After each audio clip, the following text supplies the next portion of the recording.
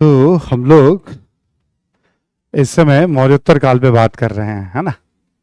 दूसरी सदी ईसा पूर्व से तीसरी सदी ईसवी, लगभग 400 से 500 वर्षों का इतिहास पढ़ रहे हैं, समझने की कोशिश कर रहे हैं। आप सभी को गुड आफ्टरनून, और जितने भी ऑनलाइन स्टूडेंट्स हैं जो जुड़ेंगे हमारे साथ, उन सबको भी, जो बाद में वीडियो देखेंगे उनको भी, है ना। आइए हम लोग बातचीत करते हैं। कल हम लोग क्या कर रहे थे कि राजनीतिक परिचय ले रहे थे मौर्योत्तर काल का, और राजनीतिक परिचय में आपको ध्यान होगा कि मौर्यों के पतन के बाद कौन कौन सा अंपायर बना। तो यहाँ पे सुंग वंश का शासन था, यहाँ पे इंडो ग्रीक का शासन था, यहाँ पे चिद्दी या महामोघ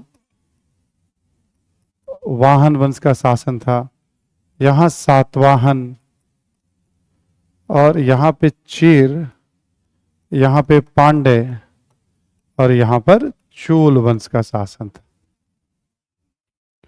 तो हम इस वाली अवधि में हम लोग सभी राजवंशों का परिचय ले रहे हैं।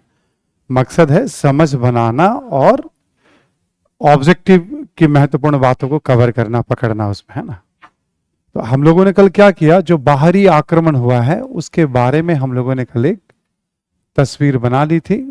काफी कुछ इंडो ग्रीक के बारे में जैसे जानकारी बहुत सारी है, बट उससे जुड़ी हुई 6-7 बातें आपको बता दी गई थी। एक मिनांडर का जिक्र कर लिया था उसमें, एक हेलियोडोरस का जिक्र किया था, सिक्कों के बारे में, पर्दों के बारे में, है ना, कुछ कुछ ज्योतिष पे प्रभाव दिखा, इस तरह की 5-7-8 बातें आपको बता दी गई थी।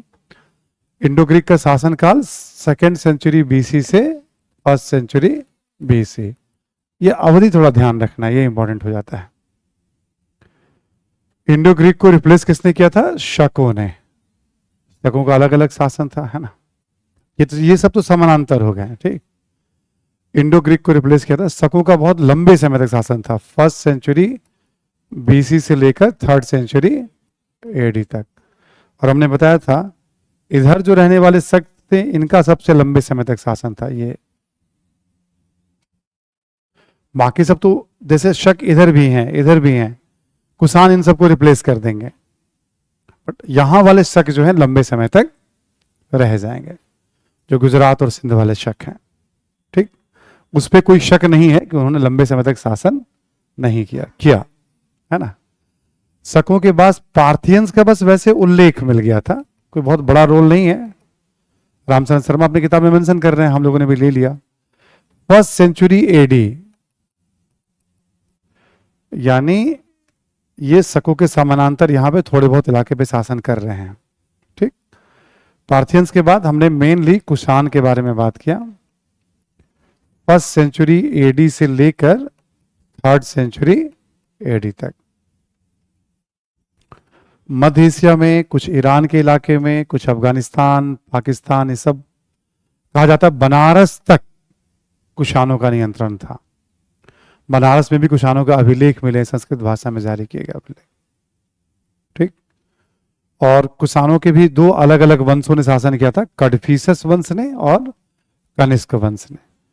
कनिष्क के बारे में स्पेशली हमने 8-10 बातें आपको बता दी थी, वो इंपॉर्टेंट बहुत है कनिष्क। उससे संबंधित तथ्यात्मक जानकारी आपको दी गई थी कनिष्क के बारे में। कनिष्क के उत्तराधिकारियों में होविस्क, वासुदेव, इन सब का भी नाम आता है। नाम बस पता रखना था हमें कि हाँ ये सब भी कुषाण शासक हुए हैं, और जिन विद्वानों को संरक्षण दिया, जिन कला को संरक्षण दिया, महायान बौद्ध धर्म की बात आई, शक संवत की बात आई, इन सब बातों का हम लोगों ने उल्लेख कल कर लिया था। कुषाणों की बात करते करते लास्ट में हमने कहा था रेशम मार्ग पर भी इनका नियंत्रण था। एक चीन में कासगर करके जगह है, ठीक है, वहां से रेशम मार्ग किताब में देखेंगे तो बैक्ट्रिया, फिर ऐसे काबुल, ठीक है, ऐसे होते हुए फिर तक्षशिला, फिर सियालकोट, ठीक है, ऐसे फिर मथुरा तक भी कई बार ये, है ना। और फिर इधर से मथुरा से उज्जैन, उज्जैन से ऐसे भड़ौच, ठीक है, फिर दक्षिण की तरफ भी ये मार्ग इधर की तरफ भी जा रहा था, ईरान की तरफ भी, है ना। तस्वीर एक मैप बनी हुई है और ऑलमोस्ट ऐसा ही है, रेखाएं खींची हुई हैं उसमें मैप में, रेशम के बहुत डिमांड था और चाइना रेशम के मामले में लीडिंग रहा है, सिल्क के मामले में। तो रेशम मार्ग कुषाणों के साम्राज्य से गुजरता था पूरा। कुषाणों की समृद्धि का एक बहुत बड़ा कारण माना गया है सिल्क रूट। सिल्क के जो मार्ग हैं जिससे व्यापार होता था उस पे कुषाणों का नियंत्रण। व्यापारी जो आएंगे जाएंगे वो नियमित टैक्स देंगे उस पर। ठीक, तो कुषाणों के परिचय में मैंने आपको ये वाली बात भी लास्ट में एक्सप्लेन कर दिया था। ठीक है, नोट करके एक दो बातों को और थोड़ा ऐड कर लेंगे कुषाणों के बारे में।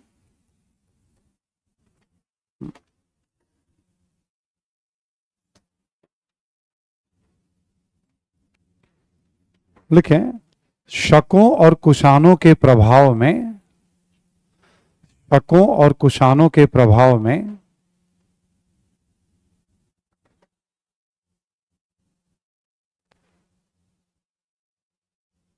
ठीक है, शकों और कुषाणों के प्रभाव में भारत में लंबे कोट ओवरकोट, जो लंबा कोट होता है ना, लंबा कोट जो पहना जाता है। ठीक, शकों एवं कुषाणों के प्रभाव में लंबे कोट, कौमा, टोपी या पगड़ी, कौमा, कुर्ता पायजामा,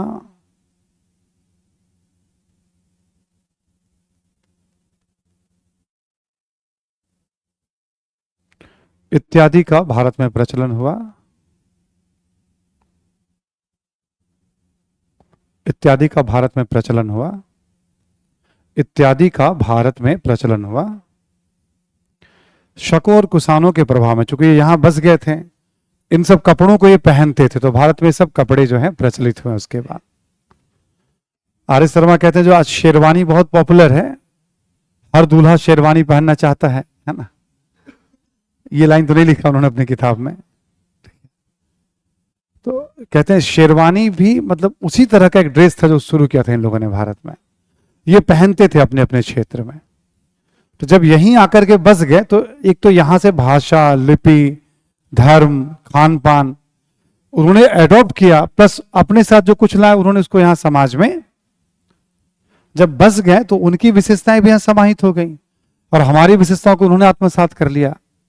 जो जो जहां बस जाता है, जैसे हम लोग मान लो कहीं जाके बस जाते हैं, आज नॉर्वे में जाके बस जाते हैं, ऑब्वियस है हम अपने साथ अपनी विशेषताओं को ले जाएंगे वहां, कुछ ना कुछ चीजें प्रचलित तो रहेंगी हमारी भी वहां, अब वहां की विशेषताओं को भी हम आत्मसात, ऐसे ही संस्कृतियों का आदान प्रदान होता रहता है। देखें कि इन्होंने घुड़सवारी को लोकप्रिय बनाया, हॉर्स राइडिंग को,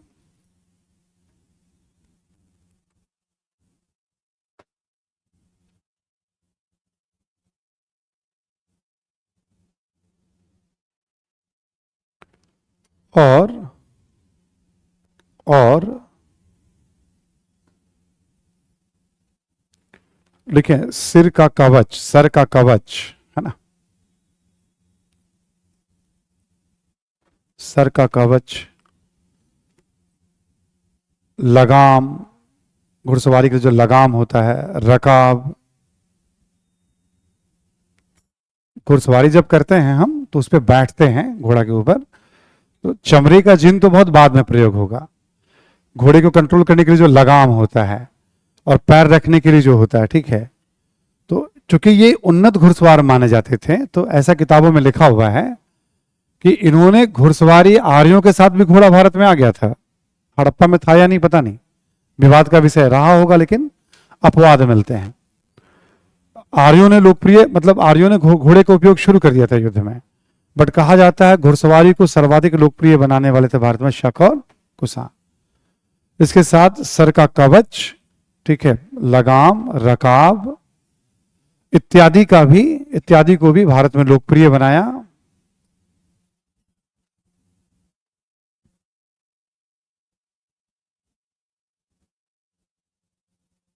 आर्य शर्मा तो कहते हैं कि प्रचलन प्रारंभ किया, यानी शुरुआत की, आर्य शर्मा कहते हैं इन चीजों का।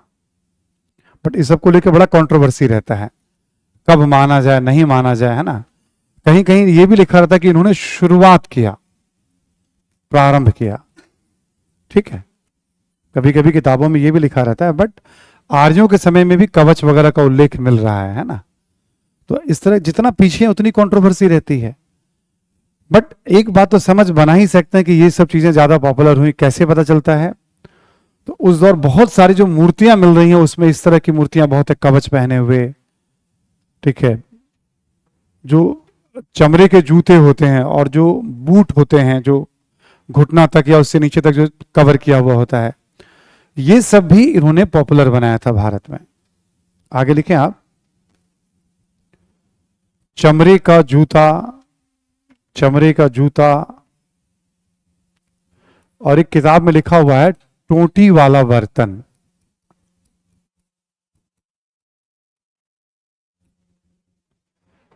मेरे ख्याल में चाय की जो केतली होती है ना, चाय की दुकानों पे देखते हैं आप, उस तरह का बर्तन जो बड़ा फेमस है, केतली मतलब, है ना।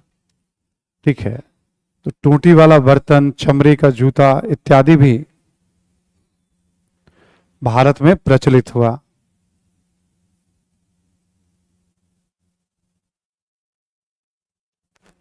एक ही साथ लिखते हैं कि शकों और कुषाणों के प्रभाव में ये सब चीजें भारत में प्रचलित हुई। क्या होता है, बाहरी आक्रमण ने क्या क्या भारत को, मतलब भारत में प्रचलन किया या प्रभाव उसका छोड़ा। हमने ये देखा, शक हो या कुषाण हो, भारतीय भाषा में, जैसे संस्कृत भाषा में आपने देखा रुद्रदामा ने भी संस्कृत भाषा में, वो पहला अभिलेख है संस्कृत भाषा का जो अब तक मिला है। उससे पुराना कोई, उसके बाद का अभिलेख है बट उससे पहले का कोई अभिलेख नहीं मिला अभी तक। रुद्रदामा का जूनागढ़ अभिलेख जो है संस्कृत भाषा का पहला अभिलेख है अब तक जो प्राप्त है। उसके पहले का भी कोई अभिलेख रहा हो लेकिन अभी तक मिला नहीं है। यह ध्यान रखना है आपको, कभी हो सकता है सवाल पूछ ले आपसे एग्जाम में। ठीक है, इंपॉर्टेंट बात हो गई ना ये। हालांकि प्राकृत भाषा का प्रयोग धड़ल्ले से होता था भारत में, पर शकों ने, कुषाणों ने संस्कृत को अपनाया, महायान बौद्ध धर्म को अपनाया, हिंदू धर्म, ब्राह्मण धर्म को अपनाया। तो यहां से भाषा, लिपि, खान पान, धर्म, जो बहुतायत में उसको उन्होंने अपना लिया यहाँ पे, और उनके साथ जो कुछ विशेषताएं वो भारत में प्रचलित हो गई। ऐसे ही समाज आगे बढ़ता रहता है। ठीक है, ऐसे ही समाज आगे बढ़ता रहता है। एक और नोट करके लिख लें, वन मोर नोट कर दीजिएगा।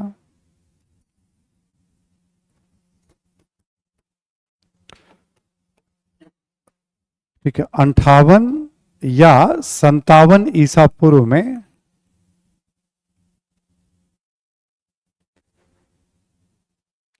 58 या 57 ईसा पूर्व में,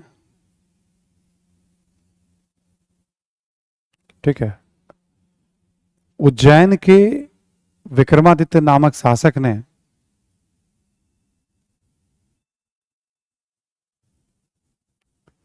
उज्जैन के विक्रमादित्य नामक शासक ने, ठीक है, शासक ने किसी शक शासक को पराजित किया, किसी शक शासक को पराजित किया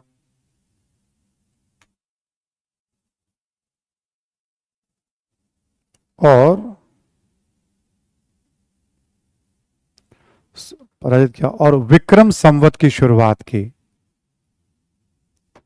और विक्रम संवत की शुरुआत की।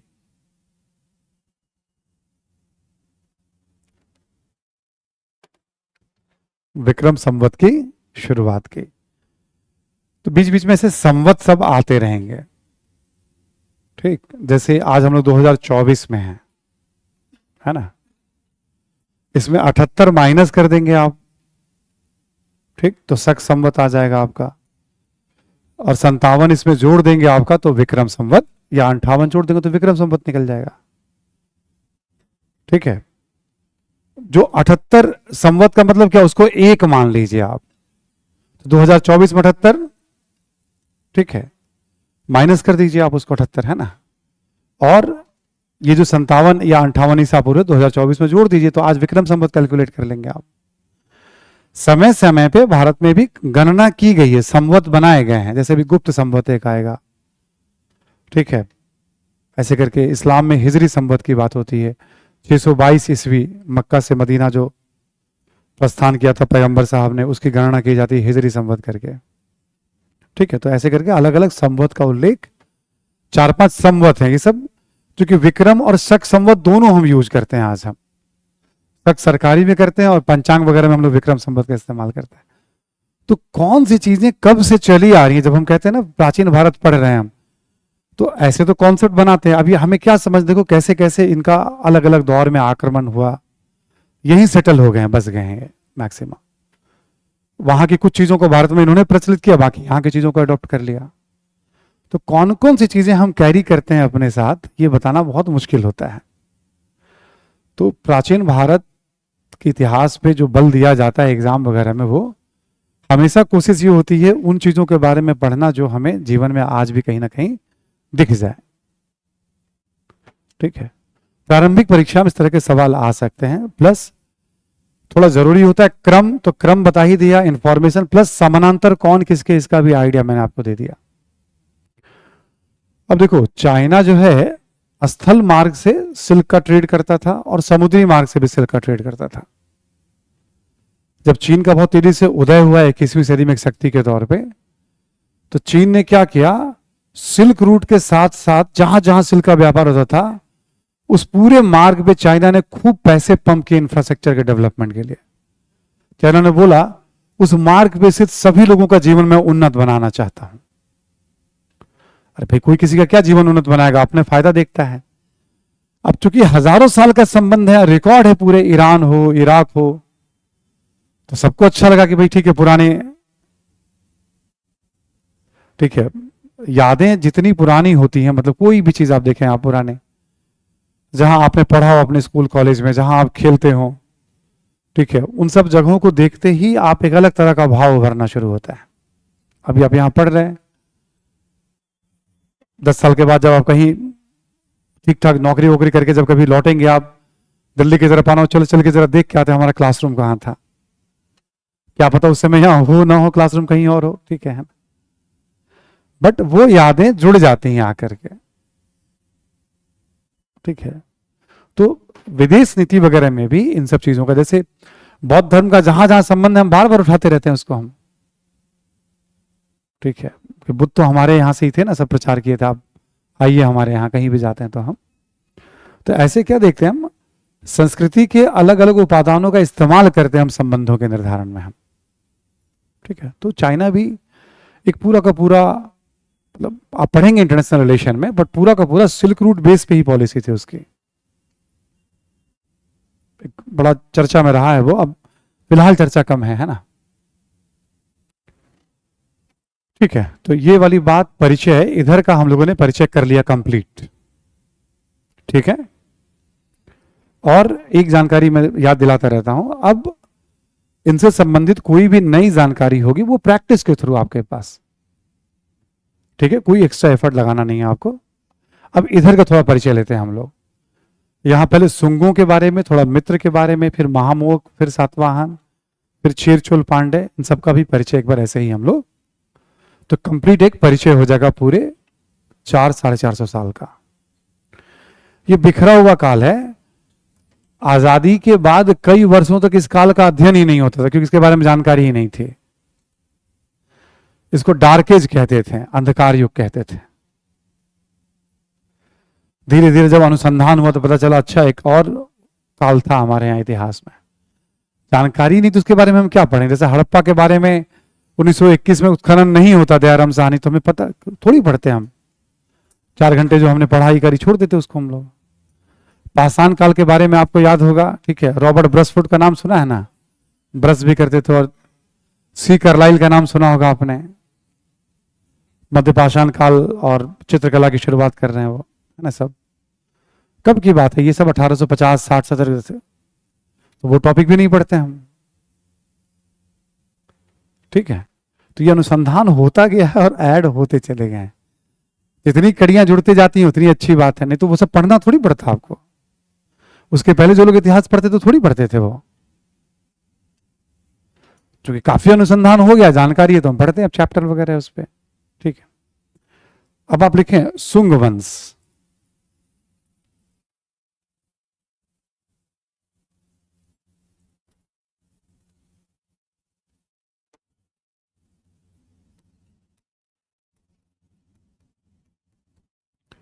एक 185 बीसी से 75 बीसी तक।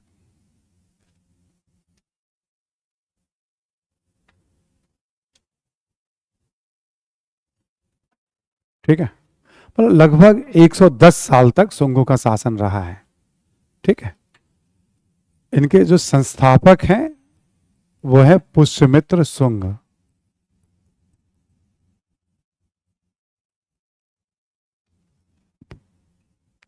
संस्थापक कौन है? पुष्यमित्र।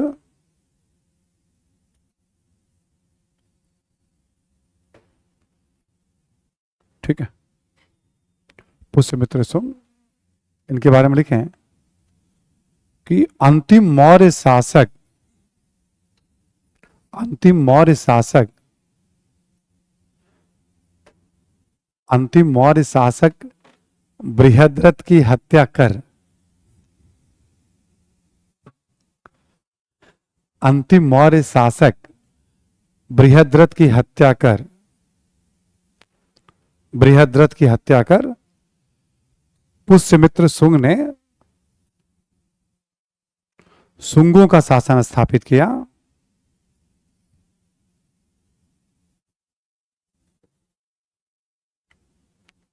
ठीक है, सुंगों का शासन स्थापित किया इसने। ये मौर्यों का सेनापति था, ये बात हम पहले भी जिक्र कर चुके हैं। ठीक, ये मौर्यों का सेनापति था, ब्राह्मण वर्ण के थे ये। ठीक है, पुष्यमित्र सुंग और सातवाहन ब्राह्मण वर्ण से थे। ठीक है, तो कभी कभी मौर्यों के पतन में कहा जाता है मौर्यों की नीतियों से ब्राह्मणों में नाराजगी बहुत थी।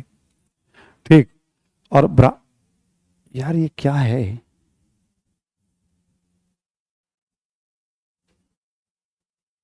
इसको जरा एक बार बदलवाइएगा ना कभी, क्या के जरा आजकल में, है ना। आज तो छोड़ दीजिए, अब कल, है ना। ये पूरा ठीक तरीके से हिलता रहता है, रिस्क है। ठीक है, तो ये एक पॉइंट हो गया आपका संस्थापक के तौर पे। अगला पॉइंट लिखें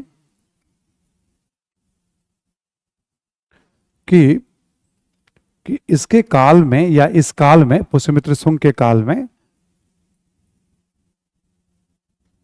देखो कभी कभी शासक वगैरह का डेट हम लोग प्रायः नहीं ले रहे हैं। क्यों? बहुत कंट्रोवर्सी है इसमें, किसी पुराण में कुछ है, किसी किताब में कुछ है, एक अनुमान हो जाता। ठीक है, संस्थापक है तो 185 के बाद इसने शासन किया। लिखे इस काल में, यानी सुंग, पुष्यमित्र सुंग के काल में। ठीक है, पुष्यमित्र सुंग के काल में मनुस्मृति, मनुस्मृति, मनुस्मृति, ठीक है, ये धार्मिक ग्रंथ हो गया आपका, मनुस्मृति, एवं संस्कृत व्याकरण पर महाभाष्य,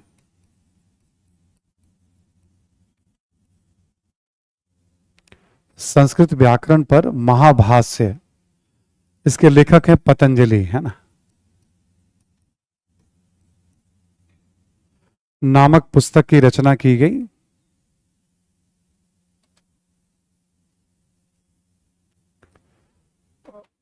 नामक पुस्तक की रचना की गई।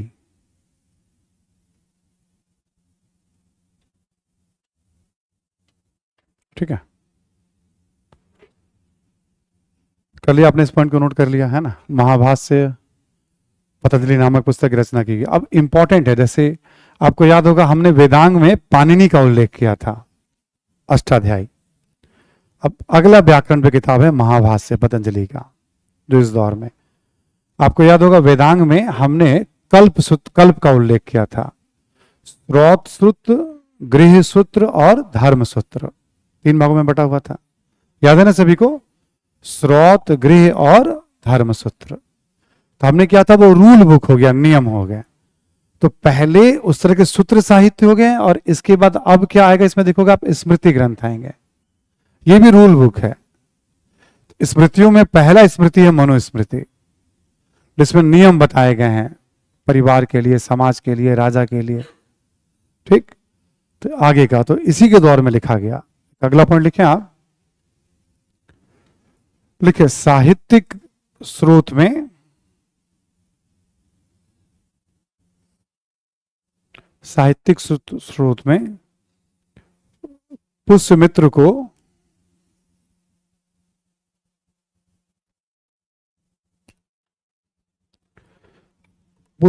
को बौद्ध विरोधी बताया गया है।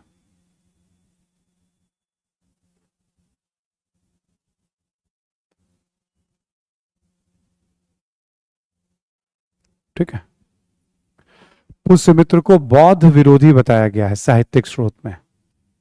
ठीक है, लेकिन पुरातात्विक साक्ष्यों,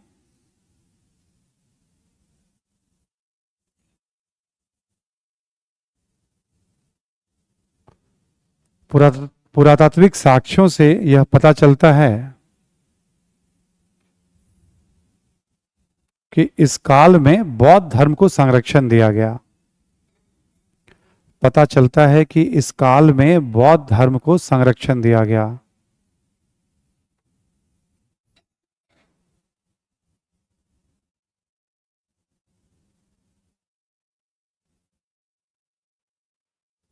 ठीक है, तो जैसे आपको याद होगा ना, बौद्धों के पतन में हमने बताया था कुछ शासकों का बौद्ध विरोधी दृष्टिकोण, शशांक का उल्लेख किया था, मिहिर कुल का उल्लेख किया था, बाद में तुर्कों का जिक्र किया था हमने।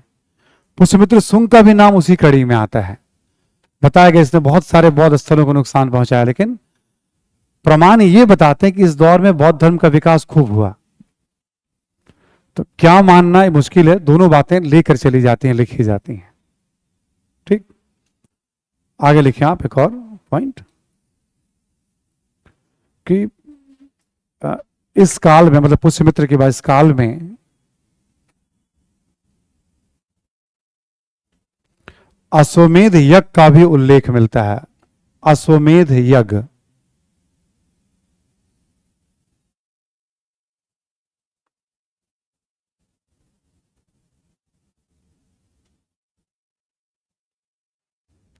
ठीक है,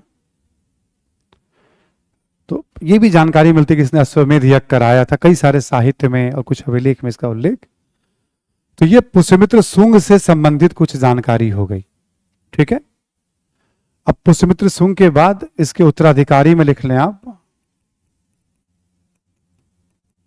एक दो जानकारी। जैसे एक लिख लें आप अग्निमित्र। अग्निमित्र इसके बाद शासक बना था, वैसे अग्निमित्र ही। इसके बारे में बस एक बात हमें जानना है, और ये एग्जाम एक बार आईएएस वाले एग्जाम में आ भी चुका है। कालिदास का नाम सभी ने सुना ही है ना।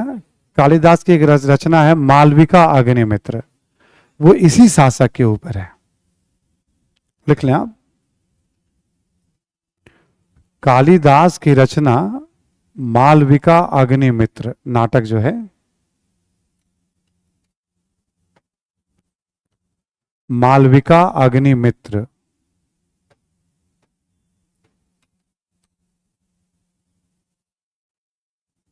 ठीक, शुंग शासक अग्निमित्र पर केंद्रित है।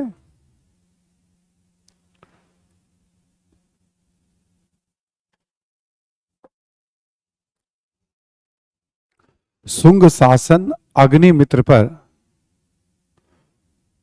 केंद्रित है। कर लिया आपने इस पॉइंट को। एक बार आईएएस प्री में यह आ चुका है।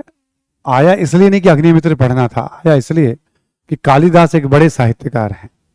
ठीक, अग्निमित्र का कुछ खास रोल नहीं है। ऐसे ही एक अंतिम शासक का नाम लिख लें यहां पे,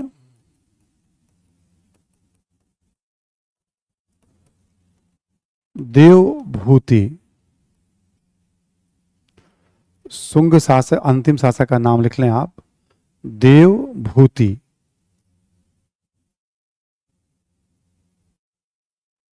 ठीक है,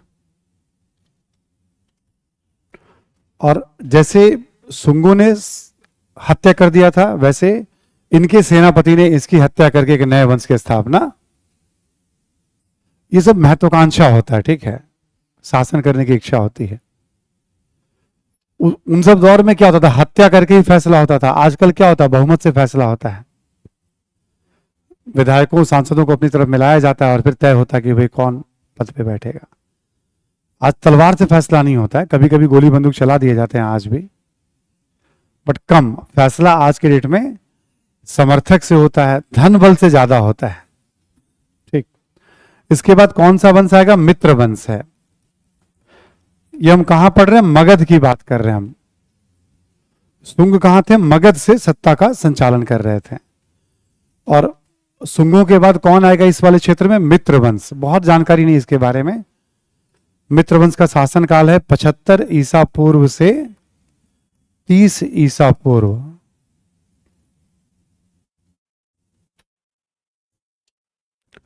पचहत्तर ईसा पूर्व से 30 ईसा पूर्व, ठीक है। संस्थापक का नाम लिख लें आप, वासुदेव।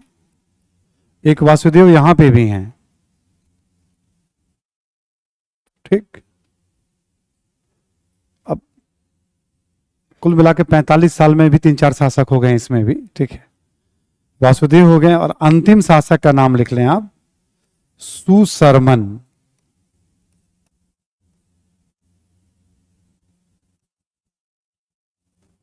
सुशर्मन। उसके बाद मगध पर, पाटलिपुत्र पर किसका शासन रहा कहना मुश्किल है। ऐसा कहा जाता है कि सातवाहनों का कुछ समय के लिए शासन रहा होगा, बट वेरी टफ टू से। फिर आगे का इतिहास यहां पता नहीं चलता है। तो यहां शुंगों और मित्रों के बारे में बात हो गई। अब ये जो कलिंग वाला इलाका है आपका, ठीक, यहां पे महामोघ वाहन वंश या चिद्दी वंश के एक शासक खारवेल का उल्लेख मिलता है। खारवेल का नाम हमने पहले भी लिया जैन धर्म में। तो 2-4-5 इंफॉर्मेशन हम यहां भी लेते हैं। बट ये भी अशोक ने जीत लिया था। अशोक के मतलब मौर्यों के पतन के बाद ही यहां ये वंश आया है, क्योंकि मौर्यों का तो सब पे कब्जा था ना, तो मौर्यों के पतन के बाद ये वंश आया है। लिखें आप, कलिंग में लिख लेंगे आप, कलिंग में चिद्दी वंश मौर्यों के पतन के बाद। संस्थापक माना जाता है महामोघ वाहन।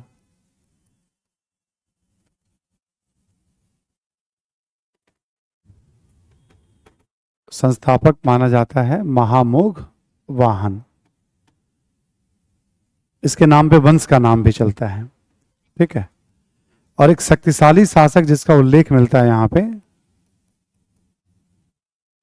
उसका नाम है खारवेल।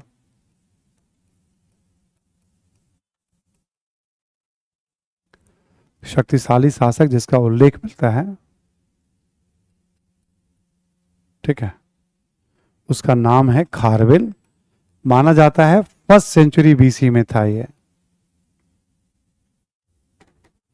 ठीक है, 1st सेंचुरी बीसी में था। इसके बारे में लिखेंगे, खारवेल के बारे में। खारवेल के हाथी गुम्फा अभिलेख,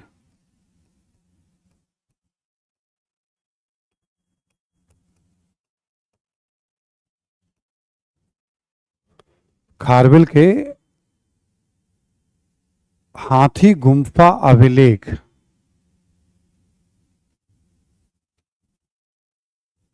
ठीक। खारवेल के हाथी गुम्फा अभिलेख से इसकी उपलब्धियों की जानकारी मिलती है, उपलब्धियों की जानकारी मिलती है।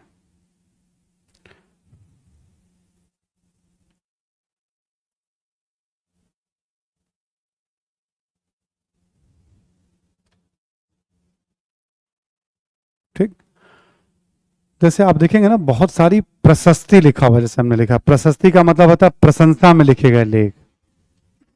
जो अभिलेख होता था उसमें केवल उसकी तारीफ मिलेगी उस शासक की। जब केवल तारीफ मिल रही है तो उसको कहा जाता है प्रशस्ति। अभी आगे इतिहास में बहुत सारे प्रशस्तियों का नाम आएगा। एक बहुत फेमस है समुद्रगुप्त की प्रयाग प्रशस्ति। आगे कुछ और ऐसे नाम आएंगे ना। तो हाथी गुम्फा क्या है? प्रशस्ति है, इससे इसकी उपलब्धियों की जानकारी मिलती है। ठीक, एक दो पॉइंट और लिख लें इसके बारे में। यह जैन धर्म का अनुयायी था।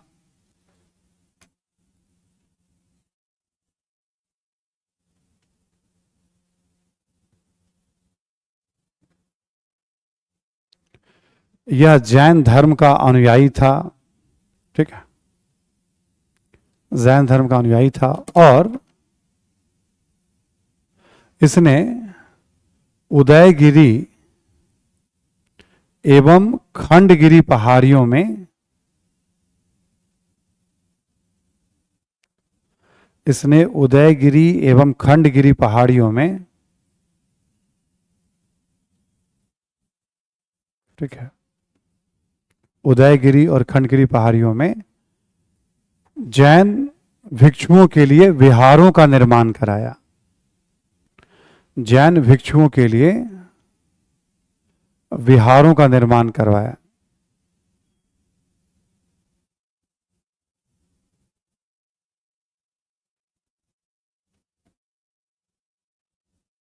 ठीक है, आप याद करिए जैन धर्म में हमने लिखवाया क्या था? उड़ीसा में उदयगिरी खंडगिरी, याद है सभी को? प्रमुख जैन स्थल। सेम चीज यहां रिपीट हो रहा है एक बार कि भाई इसने जो है विहारों का निर्माण कराया था जैन धर्म को लेकर के। ठीक है, तो हम लोगों ने एक बार इसके बारे में भी थोड़ा सा परिचय हो गया। खारवेल के बारे में और भी कुछ कुछ है। एक नहर है तनसूली करके है, हाथी गुम्फा में बहुत सारी इसकी उपलब्धियों की जानकारी है। तो तनसूली नहर का इसने पुनः उद्धार कराया था, तो उसका भी उल्लेख मिलता है। बट तो शुंग हो गए, मित्र हो गए, फिर उसके बाद महा, इसकी चर्चा हो गई। अब आते हैं हम लोग सातवाहन वंश में। ठीक है, लिखिए आप सातवाहन।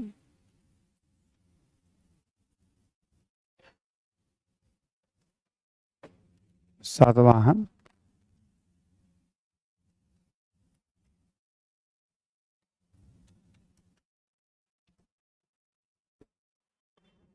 ये आपका सातवाहन है आपका 2nd सेंचुरी बीसी से लेकर 3rd सेंचुरी एडी तक।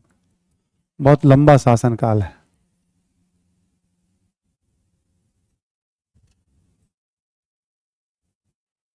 ठीक है ना? और एरिया लिख लें आप जिस क्षेत्र पे इन्होंने शासन किया। महाराष्ट्र, उत्तरी कर्नाटक, आंध्र प्रदेश,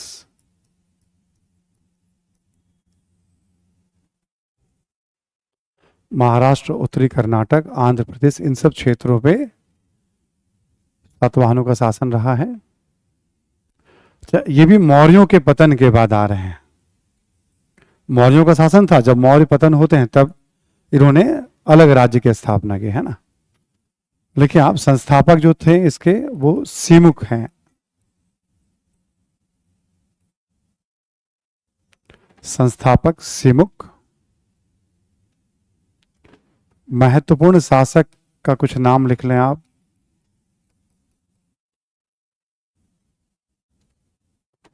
महत्वपूर्ण शासक में एक है श्री शातकर्णी, एक है गौतमी पुत्र सातकर्णी,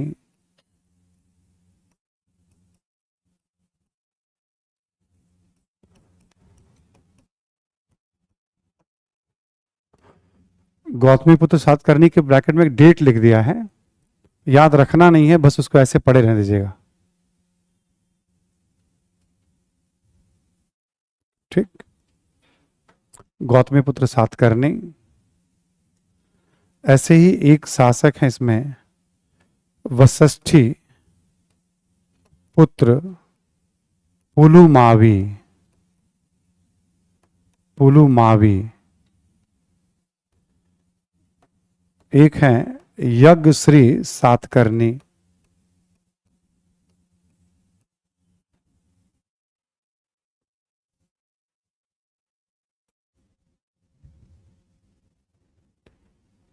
ऐसे वैसे तो ये सब क्रम का ही है, लेकिन बीच बीच में और भी शासक हैं, ऐसा नहीं कि यही क्रम है। 400 साल बहुत होता है, तो कुछ पुराणों में ना इनकी वंशावली दी हुई है, ठीक है। बहुत सारे शासकों का जिक्र है उसमें, बट सबसे शक्तिशाली शासक इनको माना गया है, गौतमी पुत्र सातकर्णी को। इसको सर्वाधिक शक्तिशाली शासक माना जाता है सातवाहनों का। और जो यज्ञ श्री सातकर्णी है ना, इसके सिक्कों पर पानी के जहाज जो होते हैं ना, जो नाव होते हैं, उसकी तस्वीर मिलती है। यज्ञ श्री सातकर्णी के सिक्कों पर पानी के जहाज की तस्वीर मिलती है।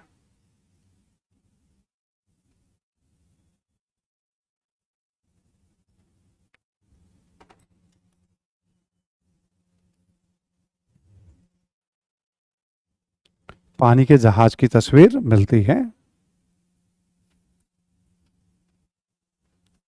अब जैसे हम सातवाहनों की बात कर रहे हैं, हमने बताया यहां मौर्यों का शासन था, तो सातवाहन कैसे, चूंकि देखो जब केंद्र कमजोर हुआ, यहां जो अधिकारी रहे होंगे मौर्यों के समय, जो महत्वाकांक्षी रहे होंगे, उन लोगों ने यहां व्यवस्था, या स्थानीय कोई रहा होगा तो उसने लीड किया राज्य की स्थापना के लिए। क्यों? इस इलाके में खेती भी अच्छी होने लगी थी, व्यापार भी ठीक ठीक होने लगा था, सिक्कों का प्रचलन भी हो गया था, लेखन कला भी यहां थी। तो राज्य के गठन के लिए क्या क्या चाहिए आपको? आप देखेंगे राज्य के गठन में आप आर्थिक परिस्थितियां बेहतर हो तभी राज्य का उदय होने वाला है। सिक्के हैं तो और अच्छी स्थिति है कि आप टैक्स कलेक्ट कर सकते हैं, वेतन दे सकते हैं किसी को। आप लेखन कला है तो आप रिकॉर्ड वगैरह बेहतर रख सकते हैं आप। तो एक राज्य के उदय की सारी परिस्थितियां यहां मौजूद थी इस वाले इलाके में। आमतौर पे यही होता है, परिस्थितियां होती है और महत्वाकांक्षा होता है और लोग राज्य का गठन। तो बहुत ऐसे तो देखो किताबों में तो बहुत सारी बातें, किस्से कहानियां इनके बारे में भी हैं। एग्जाम हमें आईएएस प्री में हमें बहुत सिर नहीं खपाना है, हमें बस जानना है सातवाहनों का इस क्षेत्र में, इस अवधि में शासन रहा। कुछ शासकों के बारे में सुना हुआ होना चाहिए कि हाँ भाई इन शासकों का शासन रहा है। उसमें गौतमी पुत्र सातकर्णी का नाम जरूर पता होना चाहिए आपको, क्योंकि ये मौर्यों के पतन के बाद आए हैं, तो इनके शासन पर मौर्यों का अच्छा खासा प्रभाव रहेगा। लिख लें आप जरा इनके बारे में नोट करके एक दो इंफॉर्मेशन।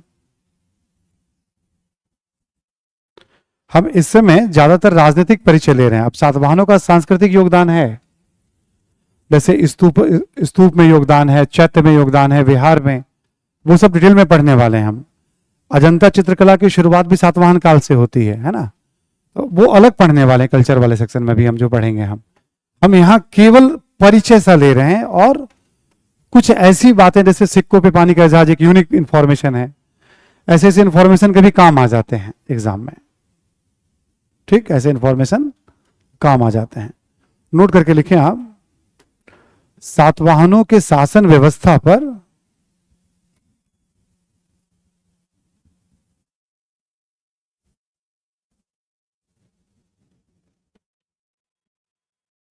मौर्यों का प्रभाव देखा जा सकता है।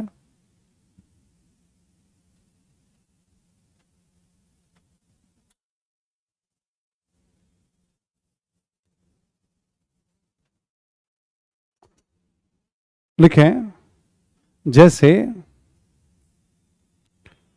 जिला नामक प्रशासनिक इकाई के लिए, जिला नामक प्रशासनिक इकाई के लिए आहार शब्द का प्रयोग किया गया है।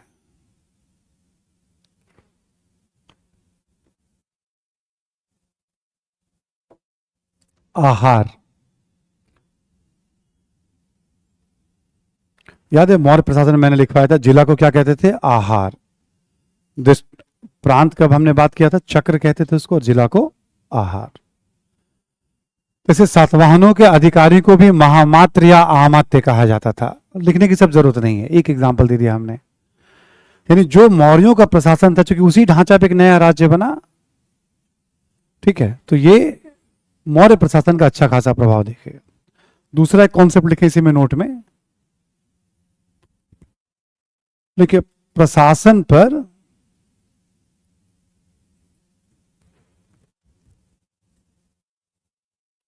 सैन्य तत्व का भी अधिक प्रभाव था।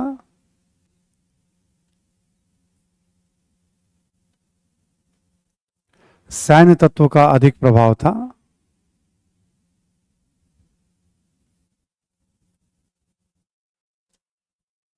अपने के स्टूडेंट लिख रहे हैं सज्जन कुमार यादव, फैक्ट का डोज बढ़ता जा रहा है। सोचो मैं कितना बचा रहा हूं तुम्हें सज्जन, वरना ऑनलाइन में इतने स्टूडेंट बैठे हुए होंगे जो हमसे कई गुना ज्यादा फैक्ट जानते हैं। ठीक है ना? ऑनलाइन में बहुत सारे स्टूडेंट बैठे हैं जो कई गुना फैक्ट जानते हैं। मैं दिखता रहता हूँ, कभी कुछ कुछ ज्ञान की बातें आती रहती हैं उसके ऊपर। मैं बचाने पे लगा हुआ हूं और कुछ लोग लिखते रहते हैं उसके ऊपर, ये भी है, ये भी है, ये भी है। सातवाहनों पे मैं जो किताब पढ़ के आया हूं, कम से कम 100-150 पे सातवाहनों के बारे में लिखा हुआ है उस पर। इस किताब को मैं यूज करता हूं। ठीक है। नीलकंठ शास्त्री एक जाने माने इतिहासकार हैं, एस्टैब्लिश इतिहासकार हैं। ठीक है। और उपेंद्र सिंह की किताब को देख लेंगे आप, तो वो सब पढ़ने के बाद उसको साइड कर देते हैं, हटाओ इसको, रामचरण शर्मा बहुत है। कैसे तय करते, फिर क्वेश्चन पेपर में देखते हैं राजनीतिक इतिहास केवल प्रारंभिक परीक्षा में आना है, और जिसके बारे में कुछ भी क्लैरिटी नहीं है, लेकिन थोड़ा सा कालखंड, थोड़ा सा एरिया, कॉन्सेप्ट जरूरी है। किस कालखंड में थे, किसके समानांतर थे, इसलिए थोड़ा मैप वर्क कर देता हूं मैं। जैसे शकों के समानांतर हैं, गुजरात वाले शकों के समानांतर। ठीक है, क्योंकि कब कॉन्सेप्ट काम आ जाए, कॉन्सेप्ट बेस्ड सवाल आ जाते हैं। तो राजनीतिक परिचय चल रहा है इनका। अभी हम सामाजिक आर्थिक जीवन की जब बात करें हम, तो कुछ सामाजिक आर्थिक विशेषताओं को बताएंगे, वो इंपॉर्टेंट थोड़ा हो जाता है। तो मैं अपनी तरफ से जितना संभव है बचाना, और मैं एकदम कॉन्फिडेंट हूं, ठीक है, कि जितना मैं बता रहा हूं उसको पढ़िए। प्लस जब आपको इच्छा करे किताब पढ़ लीजिएगा, थोड़ा 2-4-10 बातें उसमें अधिक, स्कंधावर है, महामात्र है, आमात्य है, महाराजा धीराज है, दैवीय तत्व है, वर्णाश्रम, ऐसे करके 10 बातें उस किताब में लिखी हुई हैं। 6-7 तो मैंने अभी बोल दिया आपको, उसी किताब की बात कर रहा हूं मैं। ठीक, बट उसको मैं पिक नहीं कर रहा हूं, मुझे लग रहा है कि नहीं, ऐसे तो बहुत सारी बातें हैं। तो पॉलिटिकल हिस्ट्री में यदि सवाल आएगा तो क्या, किस तरह का, ठीक है, तो लेट्स सी क्या होता है। हम एक रिस्क लेते रहते हैं हमेशा, हम आपके बिहाफ में। बाकी अपने स्टडी मटेरियल में भी बहुत सारी जानकारी आपको भर भर के, ठीक। तो बस क्लास का मतलब ये कि आपको मैं कितना बचा सकता हूं, ठीक है। और बचाने का मतलब ये है कि कॉम्प्रोमाइज करके नहीं। जैसे कल्चर वाले सेक्शन में हमें जो पढ़ना तो पढ़ना है, साहित्य पढ़ना है तो पढ़ना है, कला पढ़ना है तो सब पढ़ना है, हमें तो उसमें कुछ करना ही नहीं, क्योंकि वो सेक्शन पीटी में भी बहुत इंपॉर्टेंट है और मेंस में भी इंपॉर्टेंट है।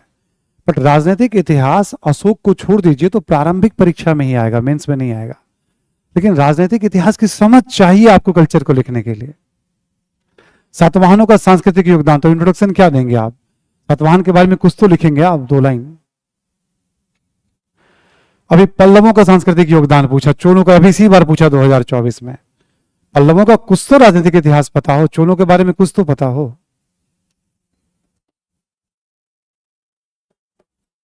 इंट्रोडक्शन तो देंगे ना, पल्लव कह रहा है तो पल्लव के बारे में बताएंगे ना 2-4 लाइन, पल्लव कौन थे, क्या थे। राजनीतिक इतिहास तो न चाहते हुए भी हमें इंट्रोडक्शन वगैरह में इसकी जरूरत पड़ जाएगी। ठीक है, बाकी कभी कोई सवाल आया नहीं है, ठीक है। तो फैक्ट का डोज वाकई बढ़ रहा है, इसमें थोड़ा ज्यादा रहेगा, है ना। मौर्योत्तर काल में थोड़ा ज्यादा है, गुप्त काल में भी, पूर्व मध्य काल में तो भी आए नहीं अभी हम। पाल, प्रतिहार, राष्ट्रकूट, पाल के बाद सेन वंश आएगा, ठीक। प्रतिहारों के बाद तो पूरे फौज आ जाएगी एकदम। गुजरात में सोलंकियों की बात करेंगे हम, ठीक। राजस्थान में चौहानों की बात करेंगे हम, यूपी में राठौरों की बात करेंगे हम, बुंदेलखंड में चंदेलों की बात करेंगे हम, ठीक है। जबलपुर में कलचूरियों की बात करेंगे हम। ऐसे ही राष्ट्रकूटों के पतन के बाद मालवा के परवार और कल्याणी के परवर्ती चालुक्य। आपको लिए क्या हो रहा है, ये राजवंश ही पता चल जाए ना सही क्रम में तो बहुत बड़ी बात है, याद रह जाए। और एक दो शासक, तो पूर्व मध्यकाल में तो भी एंट्री हुई नहीं है, ठीक है, 14वीं से 16वीं शताब्दी, 18वीं शताब्दी और पूर्व मध्यकाल, 3 जगह राजवंशों की भरमार है, जिसके लिए इतिहास बहुत बदनाम है। ठीक है, और मजेदार बात क्या है कि पूर्व मध्यकाल से अभी इस साल छोड़ दिया जाए, इस साल और पिछले साल का भी ध्यान नहीं आ रहा है, लगातार 3-4 साल प्रीलिम्स में एक दो सवाल पूछ लिए गए, और पॉलिटिकल हिस्ट्री पे। तो यूपीएससी कब क्या कर बैठेगी ना। 3 सवाल पूछे गए, 2 तो कॉपी से बन गए थे, 1 नहीं बना था, थोड़ा डेप्थ में पूछा था। अब जैसे मान लो 30 शासक हैं, तो प्रैक्टिकल है कि 30 शासक याद रहेगा। क्लास में बैठे हुए लोग, हम में से कोई भी पिताजी को छोड़ दिया जाए तो पिताजी से ऊपर 4 पूर्वजों का नाम,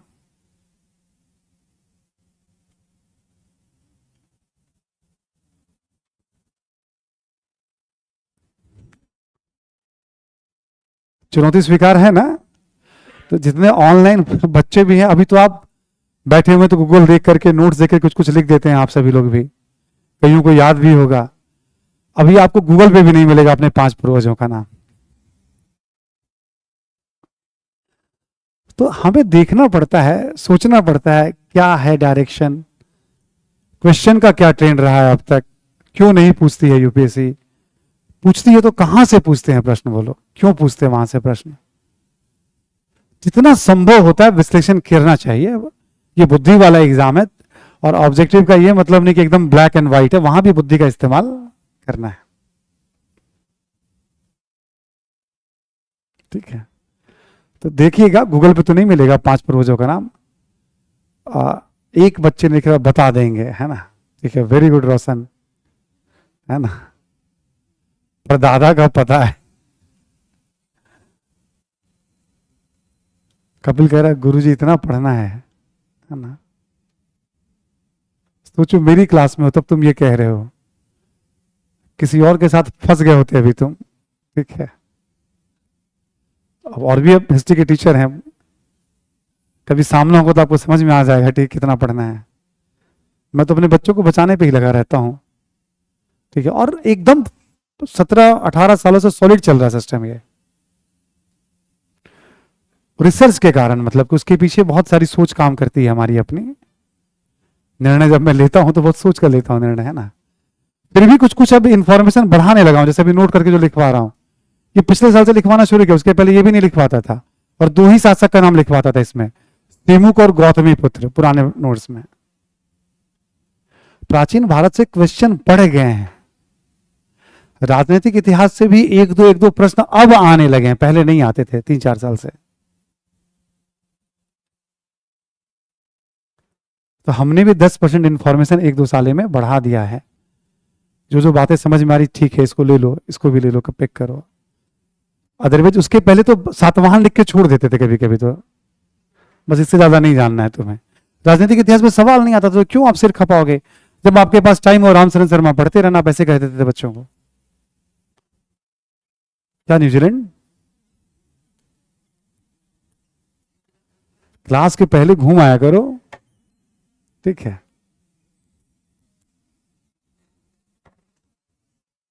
हाँ कहीं भी शेयर करना हो क्लास के पहले कर लीजिए, फिर क्लास के बाद करिए शेयर सपाटा। समझ में आ रही बात सभी को। बस ऐसी जानबूझ के बात कर रहा था, लगातार तथ्य जब बात करते हैं ना हम लोग, लगता अच्छा ये चल रहा है, तो बीच में थोड़ा रुक करके ऐसे बात कर लेते हैं, ताकि मैं अपना अनुभव शेयर करता तो मैं कैसे देख रहा हूं, सोच रहा हूं, और बता भी रहा हूं आपको कि नहीं पढ़ना है ये सब अभी आपको। ठीक है, तो एक तो मौर्यों का प्रभाव था, तो कॉन्सेप्ट तो रहेगा मौर्यों का प्रभाव था। तो कहीं भी राज्य कब बनता है, यदि कोई उसकी प्राकृतिक सीमा हो, जैसे आप देखोगे ये पूरा का पूरा इलाका नदियों से घिर जाता है, पर्वत से, विंध्य पर्वत के दक्षिण में आ जाएगा। ठीक है, कृष्णा नदी और गोदावरी नदी का ये सब इलाका आ जाएगा आपका, प्राकृतिक सीमाएं बन जाती हैं। फिर वहां सरप्लस, खेती का अधिक से अधिक, मतलब जरूरत से ज्यादा उत्पादन हो रहा हो, समाज में विभाजन हो, कलेक्शन करने वाला वर्ग हो, ठीक है, सिक्कों का प्रचलन हो ताकि कलेक्शन वगैरह, लेखन कला वगैरह का ज्ञान हो। ठीक है, ये सब फैक्टर राज्य के गठन में, formation of state in ancient India, उसके अलग अलग फेज हैं। बुद्ध काल में नॉर्थ इंडिया में स्टैब्लिश होता है, मौर्योत्तर काल में साउथ इंडिया में स्टैब्लिश होता है, मौर्योत्तर काल में फार साउथ में स्टैब्लिश होता है, बंगाल और असम में और आगे जाके असम में स्टैब्लिश होता है। देश के अलग अलग हिस्सों में राज्यों का गठन कब कब हुआ, बहुत खूबसूरती से आर एस शर्मा इसको भी बताते हैं, लेकिन कोई भी किताब में आपको इसकी जानकारी इस तरह से नोट्स में नहीं मिलेगी। उसके लिए 7-8 चैप्टर को आपको इंटरलिंक करना पड़ेगा। उसकी जरूरत आपको है क्या, नहीं है, ऑप्शनल में है तो है, वहां पढ़ना पड़ेगा, वहां थोड़ी बुद्धि लगानी पड़ेगी, उसी किताब में दिया हुआ है। ठीक, ये फैक्टर होते हैं। अब चेर चोल पांड्य राज्य के रूप में, इसका मतलब अधिशेष उत्पादन है, सिक्के हैं, लेखन कला है, ठीक है, समाज में विभाजन है, मतलब कहीं पर भी राज्य बन रहा है तो ये फैक्टर वहां पे है।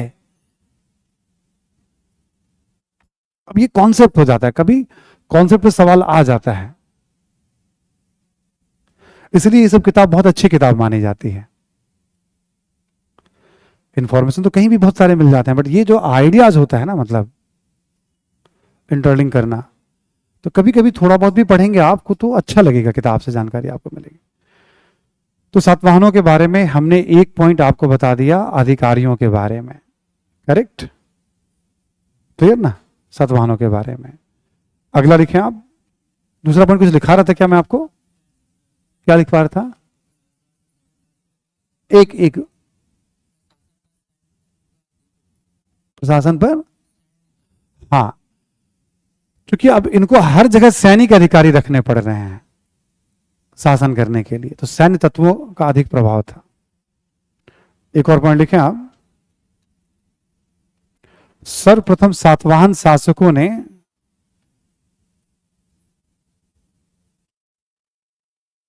ब्राह्मणों एवं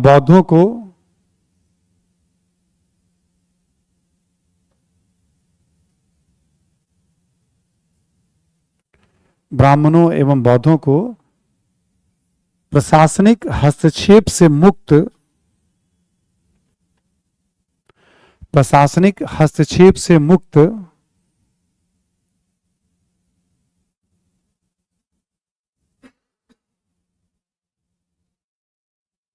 ठीक है,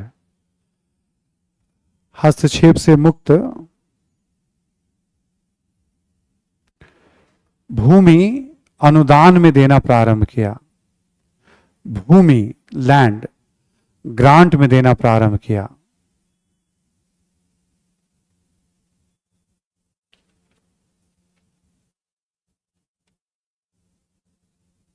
ठीक है,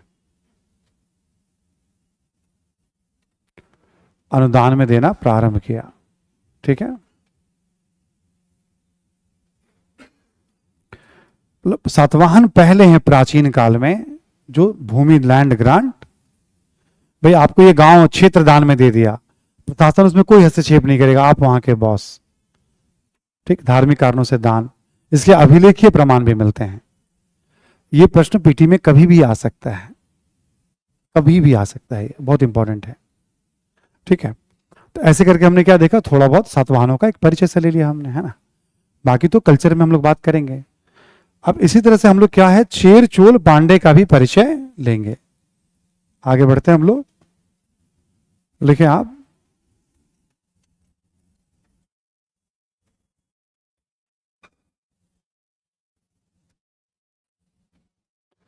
एक हो गया आपका चेर वंश, एक हो गया आपका पांड्य, और एक है आपका चोल वंश।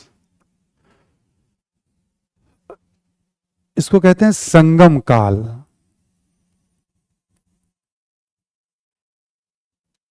ठीक, और इसका भी कालखंड वही माना जाता है आपका 2nd सेंचुरी बीसी से 3rd सेंचुरी एडी का काल माना जाता है। ठीक है, संगम काल 2nd सेंचुरी बीसी से, और ये सुदूर दक्षिण, किताबों में लिखा रहेगा फार साउथ करके। ठीक, आमतौर पे देखोगे आप, कावेरी नदी से ऊपर और नीचे का इलाका चोलों के पास रहेगा मोटे तौर पे, एकदम साउथ का इलाका तमिलनाडु का पांड्यों के पास है, और केरल वाला इलाका जो आज का केरल है आप देखोगे, अब समझ लो आज का केरल जो है चेरों के पास है, तमिलनाडु का एकदम दक्षिणी इलाका पांड्यों के पास है, और रेस्ट आप देखोगे तमिलनाडु का और आंध्रा का कुछ कुछ इलाका जो है चोलों के पास।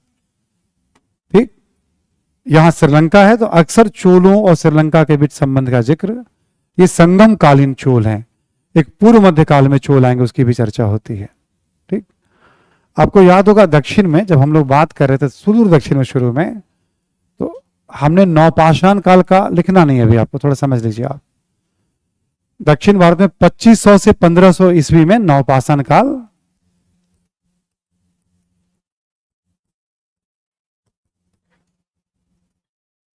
ठीक है, दक्षिण भारत में 2500 से 1500 ईसा पूर्व में नवपाषाण काल की अवधि मानी जाती है। हमने देखा होगा, आपने आंध्रा में तमिलनाडु में कुछ कुछ स्थलों का उल्लेख किया था। नवपाषाण का मतलब क्या हुआ, खेती का उनको ज्ञान है, पशुपालन है, अस्थायी आवास है, पॉलिश्ड उपकरण का उपयोग कर रहे हैं, झोपड़ी वगैरह में रह रहे हैं, वो कच्ची ईंटों के मकान में झोपड़ी में, ये सब नवपाषाण काल है। इसके बाद थोड़े समय के लिए कहा जाता है ताम्रपाषाण काल भी वहां पर,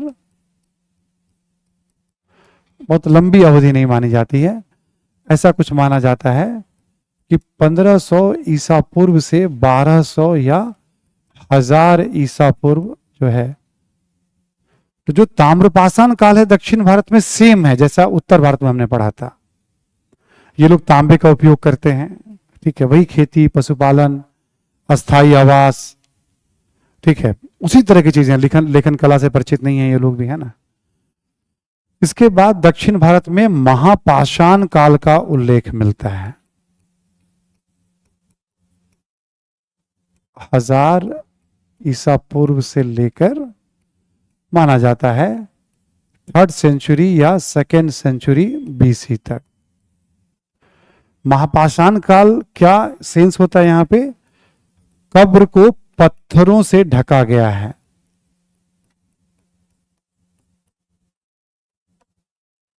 या घेरा गया है, इसीलिए दक्षिण भारत के लिए एक वर्ड यूज किया जाता है। अभी सुन लेना आपको, फिर मैं जैसे बताऊंगा वैसे स्टेप बाय स्टेप आप लिखते चलेंगे ना।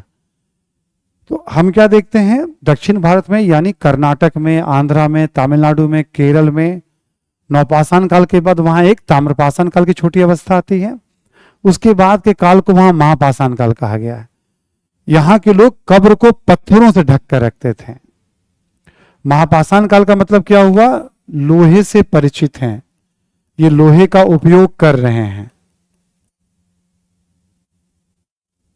ठीक, लोहे का उपयोग ये लोग जानते हैं, और लोहे का उपयोग अधिकांशतः कहां करेंगे, ये हथियार में करेंगे, और कुछ कृषि उपकरण में भी करेंगे, कृषि उपकरण में कम करेंगे।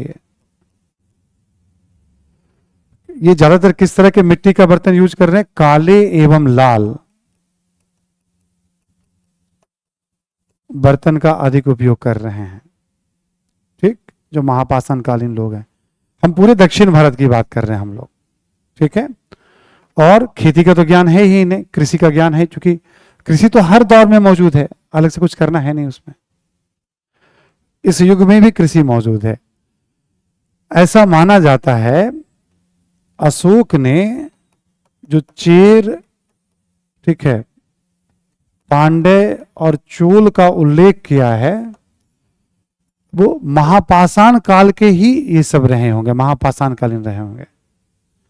मेगास्थनीज ने पांड्यों का उल्लेख किया है, मेगास्थनीज ने भी, हो सकता है राज्य के रूप में उस समय आ गए हों, बहुत प्रामाणिक जानकारी नहीं मिलती हमें, बट अशोक ने इन्हें अपना पड़ोसी राज्य बोला है, मेगास्थनीज ने भी कहा, तो वो सब महापाषाण कालीन लोग हैं, ठीक। चेर, चोल, पांड्य, सत्यपुत्र का अशोक ने पड़ोसी राज्यों के रूप में उल्लेख, हम पीछे पढ़ चुके हैं हम लोग, ठीक, पड़ोसी राज्यों के रूप में उल्लेख किया है। मेगास्थनीज पांड्य राज्य का उल्लेख करता है कि वह एक महिला शासन करती थी वहां पे, ये भी कहता है, ठीक। तो ऐसी जानकारी हमें मिल रही है। कहा जाता है अशोक के समय ही यहां सुदूर दक्षिण में भी बड़ी संख्या में ब्राह्मण, बौद्ध, जैन, ठीक है, ये सब धर्म प्रचारक भी आ गए थे, और यहाँ पे व्यापारी भी व्यापार करने के लिए आया करते थे उत्तर भारत से। व्यापारी क्या होता है, ज्ञान का आदान प्रदान करते हैं, सिक्कों के बारे में, पूजा पाठ के बारे में, सब कुछ आदान प्रदान होता रहता है। तो व्यापारी भी यहाँ उत्तर भारत से दक्षिण भारत की तरफ आ गए, सुदूर दक्षिण। तो हम चूंकि इस समय का जो साहित्य, इसको संगम साहित्य क्या कहा गया, संगम साहित्य से पता चलता है कि दूसरी सदी या पहली सदी ईसा पूर्व के आसपास ये लोग लिखना भी, तमिल भाषा के साक्ष्य मिलने शुरू हो जाते हैं। सिक्कों के साक्ष्य तभी मिलने शुरू होते हैं यहाँ पे, 2nd century BC, 1st century BC से मिलने। तो सिक्का होगा तब राज्य की संभावना, और लोहे का खेती संबंधी उपकरण भी इसी समय ज्यादा मिलता है। तो जब तक अधिशेष उत्पादन नहीं होगा तब तक राज्य नहीं आने वाले हैं।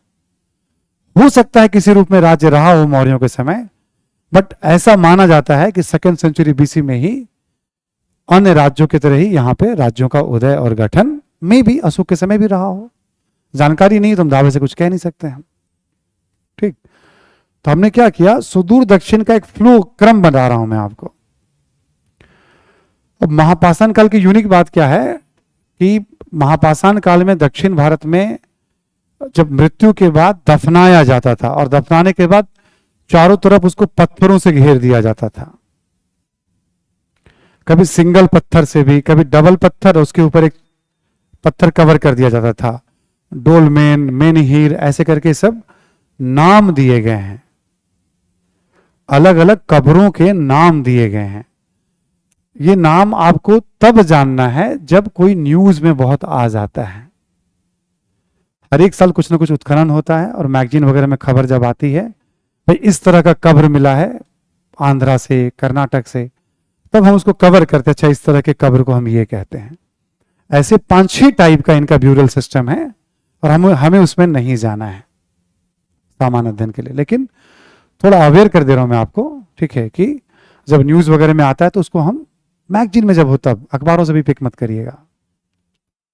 अभी आपने कुछ दिन पहले अखबार देखा होगा, 1-2 दिन पहले प्रधानमंत्री जी ने कहा लोथल को लेकर के कि वहां पे एक समुद्री विरासत केंद्र वहां स्थापित किया है प्रधानमंत्री जी ने।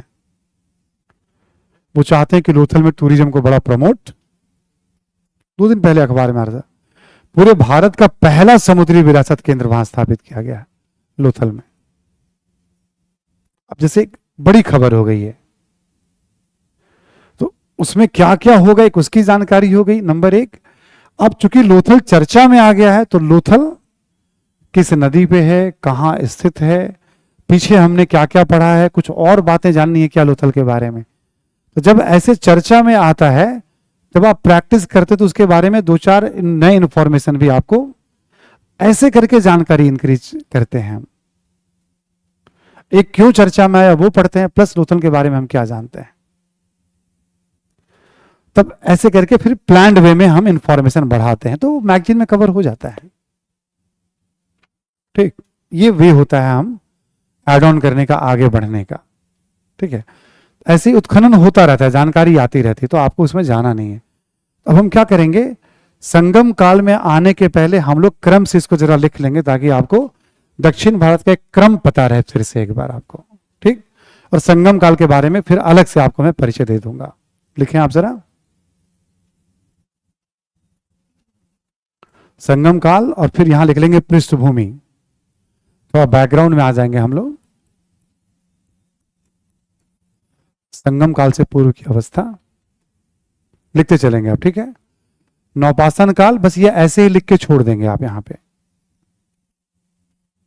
क्योंकि इसके बारे में हम ऑलरेडी पढ़ चुके हैं और लिख चुके हैं।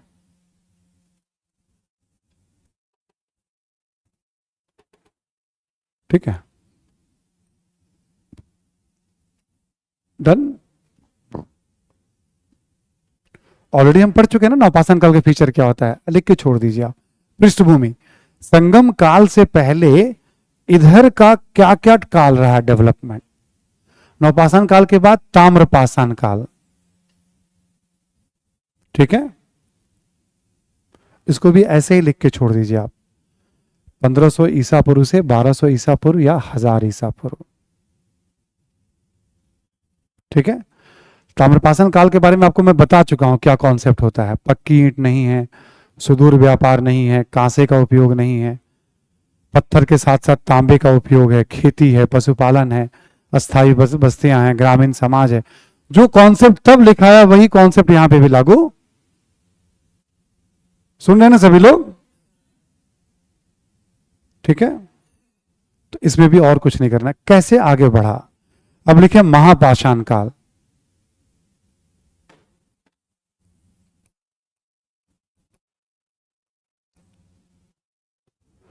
ये तो दोनों हम पढ़ चुके हैं पहले। अब महापाषाण काल पहले हमने नहीं पढ़ा है।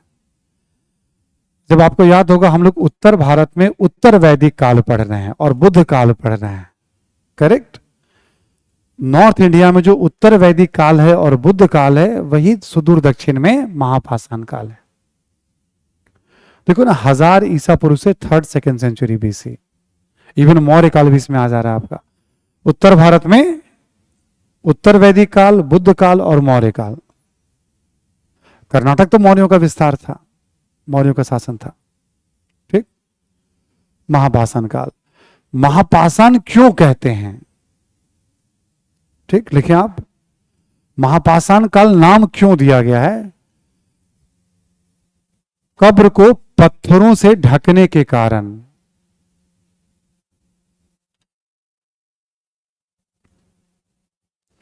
कब्र को पत्थरों से ढकने के कारण, ठीक है।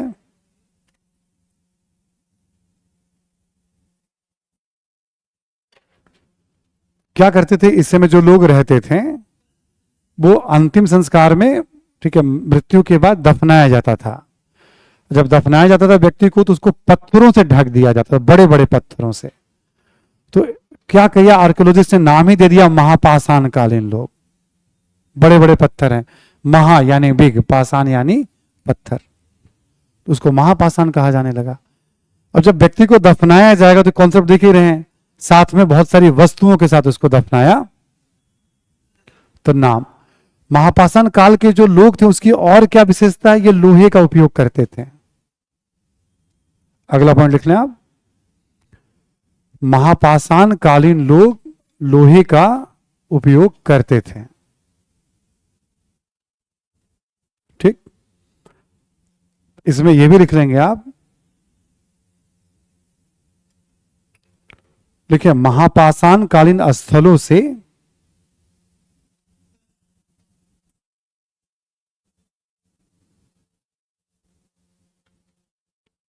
महापाषाण कालीन स्थलों से, महापाषाण कालीन स्थलों से बड़ी संख्या में युद्ध से संबंधित लोहे के उपकरण प्राप्त होते हैं।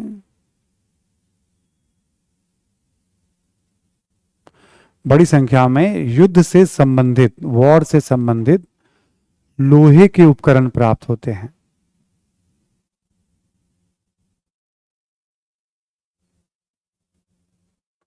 ठीक। ब्रैकेट में लिख लें, कृषि से संबंधित कम,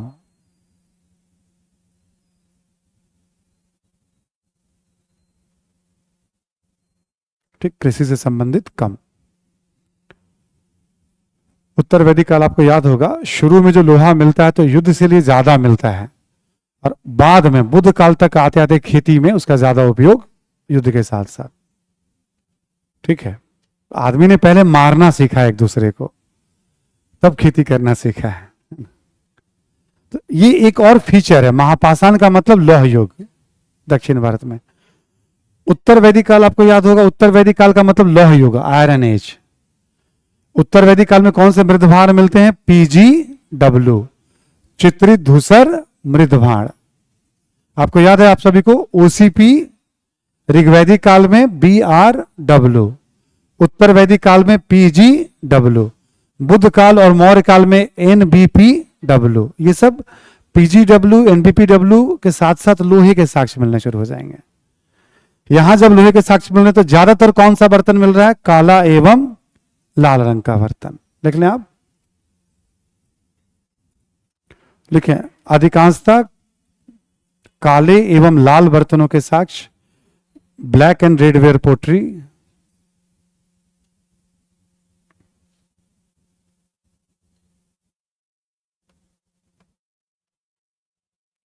black and red ware pottery, है ना, बर्तन। ठीक, तो यहां तक इसके बारे में हो गया। एक पॉइंट और लिख लें आप कि कुछ स्थलों से त्रिशूल त्रिशूल एवं शिवलिंग के भी साक्ष्य मिलते हैं। त्रिशूल एवं शिवलिंग के भी साक्ष्य मिलते हैं।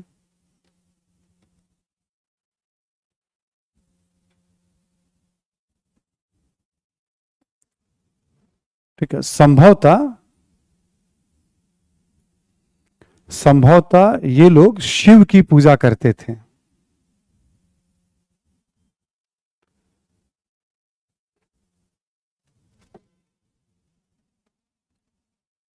संभवतः ये लोग शिव की पूजा करते थे।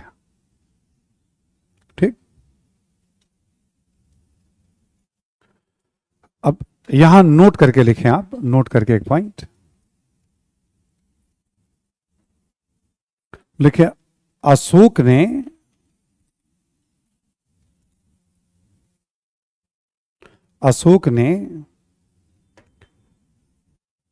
चेर चेर चोल एवं पांड्यों का उल्लेख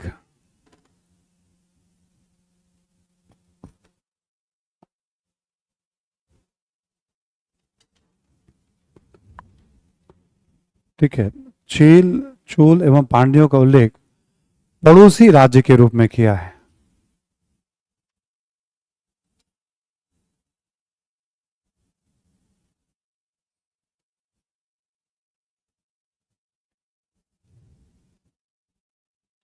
ठीक है, इसे में लिखें, मेगास्थनीज ने पांड्य राज में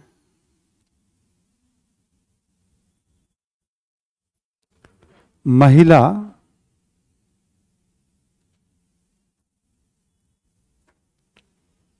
शासिका का उल्लेख किया है।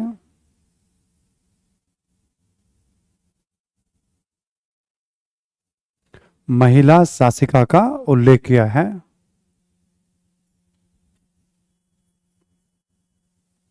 ठीक है, तो एक इस तरह की जानकारी मिल रही है। अब एक्चुअल में वो राज्य था उस समय किस स्थिति में था बहुत कुछ नहीं पता चलता, लेकिन हाँ 2nd सेंचुरी बीसी से हमें वहां सिक्कों के साक्ष्य वगैरह मिलने लगते हैं, लिपि के साक्ष्य मिलने लगते हैं। तो ये माना जाता है कि सही अर्थों में राज्य 2री सदी ईसा पूर्व में ही ये सब। संगम साहित्य क्या है बेसिकली, जो भी हमने संगम काल आपको कहा है, संगम साहित्य के कारण कहा है। ऐसी मान्यता है कि तमिल कवियों का संगम मतलब मीटिंग बुलाई जाती थी, और उस मीटिंग में जो किताब लिखी गई हैं, कविताएं लिखी गई हैं, साहित्य, उसको संगम साहित्य कहा जाता है। तो संगम साहित्य से यह पता चलता है कि हाँ 2री सदी ईसा पूर्व के आसपास यहां राज्य थे। तो नोट करके, मे भी मौर्यों के समय भी रहे हों। मौर्य अशोक कितना 3rd सेंचुरी बीसी में है। एकाएक तो कोई राज्य नहीं बनेगा ना, धीरे धीरे ही ग्रेजुअल डेवलप करेगा, है ना। तो अब हम आते हैं ये पृष्ठभूमि कंप्लीट हो गया आपका, बैकग्राउंड कि कैसे यह आगे की तरफ बढ़ा है, ये वाला हिस्सा, साउथ का हिस्सा। ठीक है, अब हम लोग क्या बात करेंगे, थोड़ा इन तीनों का छोटा छोटा परिचय लेंगे। अब हम लोग चेर चोल और पांडे का, जैसे हम लोग राजनीतिक परिचय लेते जा रहे हैं। अब आप लिखेंगे आप चेर के बारे में, चेर राज्य के बारे में। चेरों की जो राजधानी थी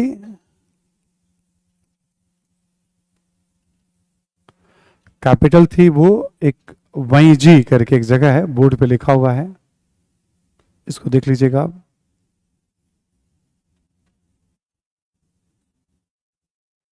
ठीक है,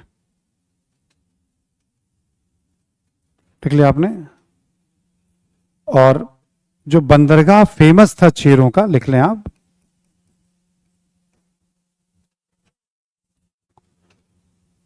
बंदरगाह बहुत फेमस था, वो था मुजरिस।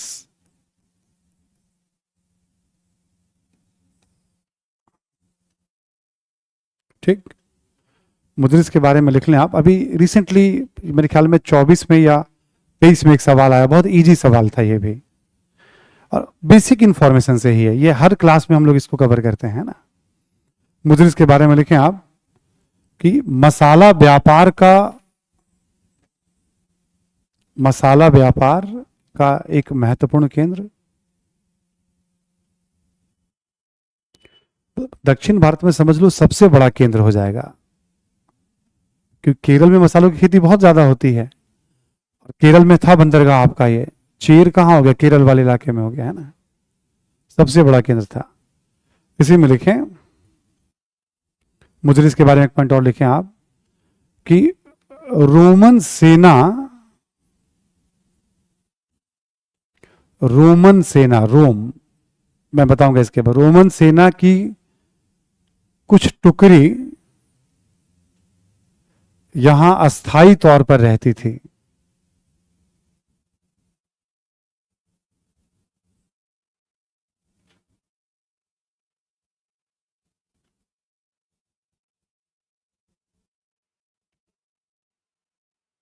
ठीक है, यहां अस्थाई तौर पर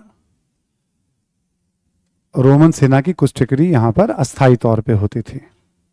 करेक्ट, मतलब चूंकि रोम से व्यापार बहुत होता था, रोम का एक बड़ा साम्राज्य था, रोम हो गया इटली का कैपिटल। रोम ने क्या, इटली पे तो था ही उसका शासन, उसने दक्षिण पूर्वी यूरोप पे कब्जा कर रखा था, यूनान वगैरह सब पे, मिस्र पे कब्जा कर रखा था रोम ने, आज का तुर्की, इजराइल, ये सब रोम के पास था। तो एशिया अफ्रीका पे भी रोम का शासन था, इतना बड़ा साम्राज्य था। तो रोम में मसालों की बहुत मांग थी, तो रोमन व्यापारी आया करते थे यहां व्यापार करने के लिए। तो उन व्यापारियों की रक्षा के लिए यहां पे रोम के शासक अपनी सेना की टुकड़ी, सोचो कितना बड़ा सेंटर था। अभी भारत सरकार एक मुजरिस हेरिटेज प्रोजेक्ट केरल सरकार के साथ मिलकर के चला रही है, और 30 से 40 देशों के व्यापारी यहां आते थे मसालों के व्यापार करने के लिए उस समय, इतना बड़ा सेंटर था। जैसे चाइना गवर्नमेंट सिल्क रूट पे चला रही है, वैसे हम चला रहे हैं मुजरिस हेरिटेज प्रोजेक्ट, ऐसे और भी प्रोजेक्ट हैं अपने। तो व्यापार का बहुत बड़ा केंद्र था मुजरिस। ठीक, रोमन व्यापारी सब आते थे यहाँ पे, है ना। तो मुजरिस के बारे में एक दो जानकारी, अभी रिसेंटली 2024 या 23 में प्रीलिम्स में बहुत सिंपल सा सवाल आया है इसके ऊपर, वो देखते ही एक बार में सॉल्व होने वाला सवाल है। ठीक है, तो चेरों के बारे में हमने दो जानकारी दे दी आपको। फिर ये एक परिचय सा चल रहा है चेर चोल पांडे का। पांड्यों के बारे में लिखिए आप।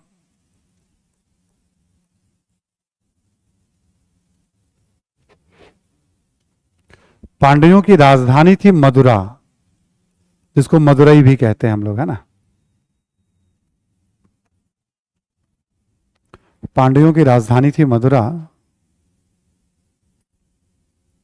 ठीक, और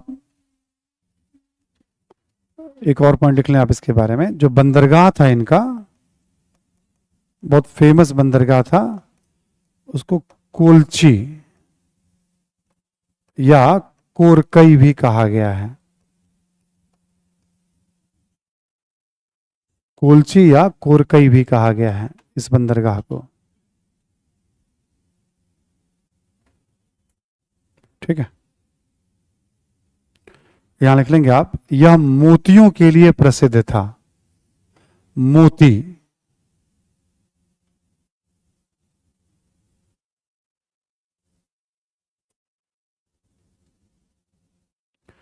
यह मोतियों के लिए प्रसिद्ध था।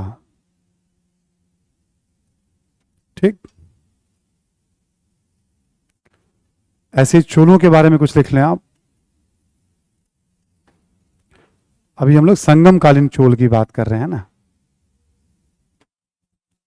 देखिए आप चोलों के बारे में, चोलों की राजधानी थी उरैयोर।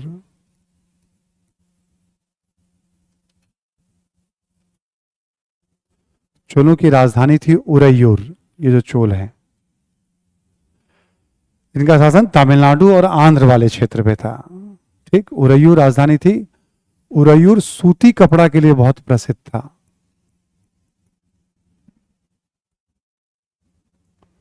चोलों की राजधानी थी उरैयूर, ठीक है, कैपिटल। ये सूती कपड़ा के लिए बहुत प्रसिद्ध था, ठीक है। और इसके बंदरगाह में लिख लें आप, एक लिख लें आप, कावेरी पट्टनम या पुहार।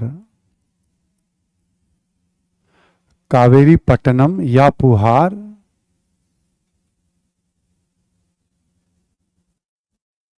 ठीक है। और दूसरा लिख लें आप, अरिकमेडु। अरिकमेडु पांडिचेरी। अरिकमेडु पांडिचेरी कर लीजिए आप।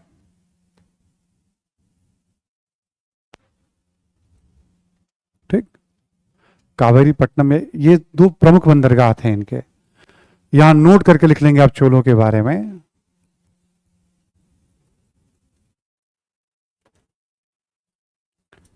लिखेंगे चोल शासक एलारा ने, चोल शासक एलारा ने श्रीलंका को जीता था। चोल शासक एलारा ने श्रीलंका को जीता था, ठीक।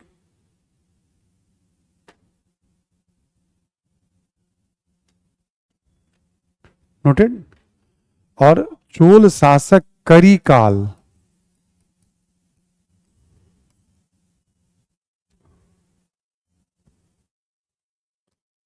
चोल शासक करिकाल ने पुहार बंदरगाह का निर्माण कराया था। पुहार या कावेरी पट्टनम। करिकाल ने पुहार बंदरगाह का निर्माण कराया था,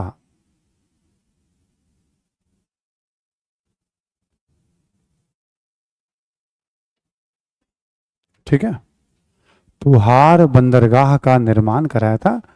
श्रीलंका से बहुत सारे, ये भी इसने भी हमला किया था, वहां से बंदी बना के लाया था लोगों को, है ना, ठीक है। तो श्रीलंका को अशोक के अभिलेखों में ताम्रपर्णी कहा गया है। तो संगम काल की हम लोग बात कर रहे हैं ना अभी इस समय। एक नोट और कर लीजिए आप, वन मोर नोट, संगम काल के ही परिचय में है कि संगम साहित्य से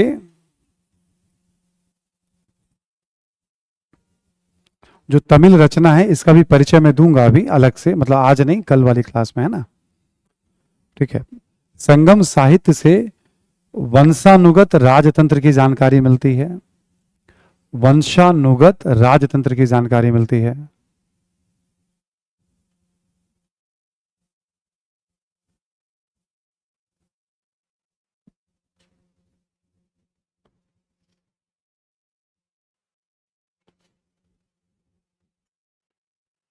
ठीक, तो तीनों में कैसा शासन था? राजतंत्रात्मक व्यवस्था। कैसा था? वंशानुगत। तीनों राज्य में, चेर चोल पांडे की बात कर रहे हैं। Concept number 1। अगला पॉइंट लिखें आप, तीनों राज्यों के बीच, तीनों राज्यों के बीच बड़ी संख्या में युद्धों का उल्लेख मिलता है। युद्ध, मरते मारते रहते थे एक दूसरे को।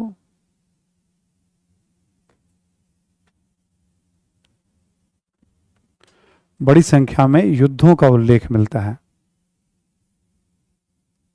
ठीक है। कोई युद्ध का नाम नहीं याद रखना है आपको, ठीक है। नेक्स्ट लिखें आप, लिखे युद्ध में मृत सैनिक का, युद्ध में मृत मारे गए सैनिक का सम्मान किया जाता था।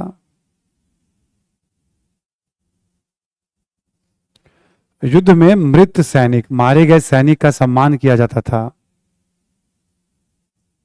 ठीक, सम्मान किया जाता था। और उनकी याद में पत्थर लगाए जाते थे।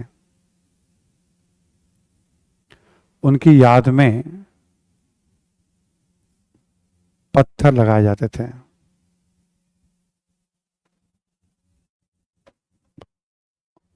उस पत्थर को क्या कहते थे, ब्रैकेट में लिख लीजिएगा आप, वीरकल। उस पत्थर को क्या कहते थे, वीरकल। ठीक, जो मेमोरी स्टेन लगाया जाता था, है ना। तो इन तीनों में वंशानुगत राजतंत्र है, तीन आपस में लड़ रहे हैं, श्रीलंका पे भी हमला कर रहे हैं तीनों, कभी ये इससे मतलब लड़ते रहते थे आपस में। ठीक, और मृत सैनिकों का बड़ा सम्मान था समाज में। बाकी तीनों के कैपिटल के बारे में कुछ कुछ बातें आपको, कॉन्सेप्ट, एक आइडिया आपको यहां पे दे दिया गया। ठीक है, बहुत सारे शासकों का नाम कुछ कुछ किताब में और भी दिया हुआ है, बट अवॉइड कर दीजिएगा उसको। ठीक है, वैसे किताब पढ़ रहे हैं, कुछ याद रह गया तो कोई समस्या नहीं है, बट इन दोनों ने चूंकि श्रीलंका पे हमला किया था तो दोनों का नाम हमने ले लिया यहाँ पे। श्रीलंका को जीता था, तो कभी कभी पूछ देता है ऐसा सवाल। ठीक है, इनका परिचय दे दिया हमने, है ना।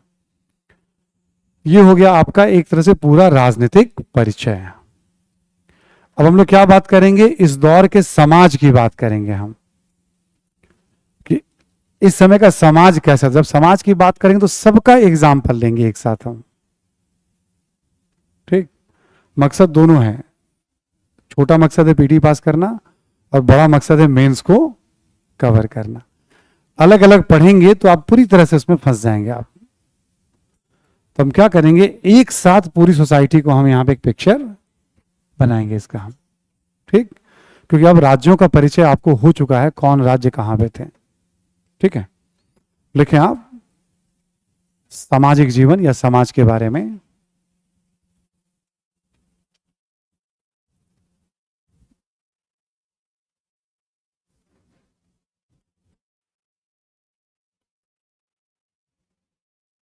ठीक है,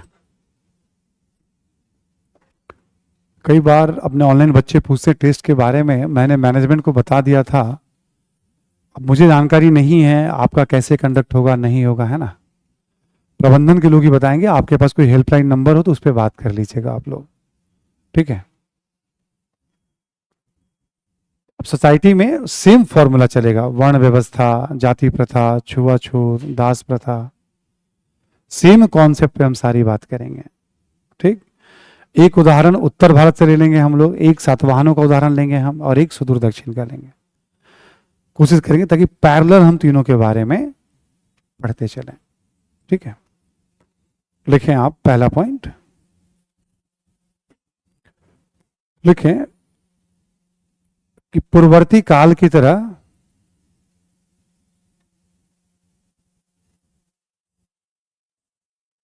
पूर्ववर्ती काल की तरह इस काल में भी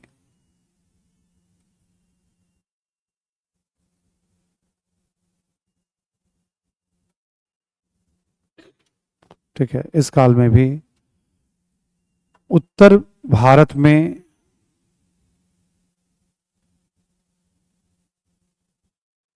सामाजिक व्यवस्था का आधार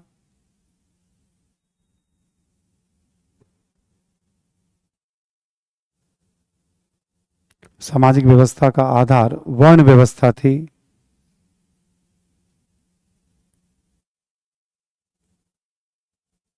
ठीक है, लिखें, हालांकि बड़ी संख्या में हालांकि बड़ी संख्या में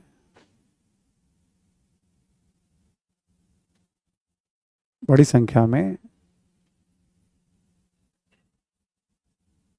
आक्रमणकारियों को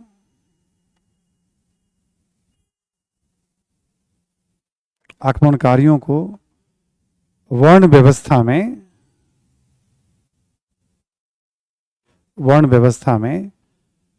क्षत्रिय वर्ण के रूप में समाहित किया गया है।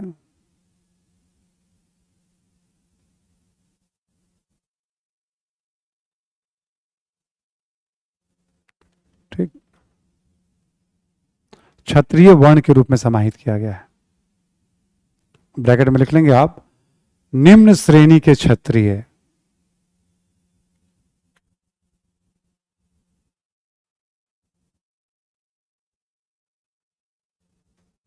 ठीक है,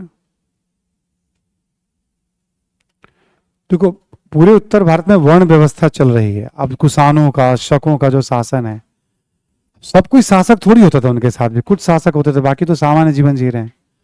तो उन सबको समाज में कहां रखा जाए, क्योंकि शासन कर रहे हैं। तो मनुस्मृति में कहा गया है कि शासक कोई भी हो उसका सम्मान करना चाहिए। और इनके बारे में कहा गया ये सब अधम क्षत्रिय हैं, निम्न श्रेणी के क्षत्रिय, बट क्षत्रिय हैं। तो जो लोग यहां रह गए उसको किस वर्ण में रखा जाए? क्षत्रिय वर्ण में रखा गया उनको। ठीक, ऐसा उल्लेख मिलता है। अगला पॉइंट लिखें आप, लिखें कि सातवाहन शासकों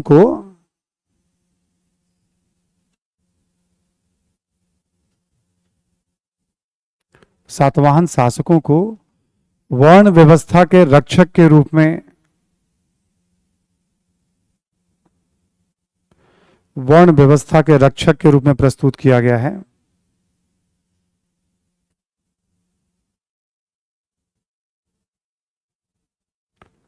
शासकों को वर्ण व्यवस्था के रक्षक के रूप में प्रस्तुत किया गया है। ठीक है। और एक चीज ये, जैसे शुंग भी ब्राह्मण है, सातवाहन भी ब्राह्मण है, तो ऐसा कहा गया है शास्त्रों में कि भाई वर्ण व्यवस्था को बनाए रखना शासक का कर्तव्य, जब न बने तो ब्राह्मण भी हथियार उठा सकते हैं। तो इस तरह से जस्टिफाई किया जा रहा है, मतलब उनके शासन को इस समय। इसी में लिखेंगे आप, सुदूर दक्षिण में संगम साहित्य में भी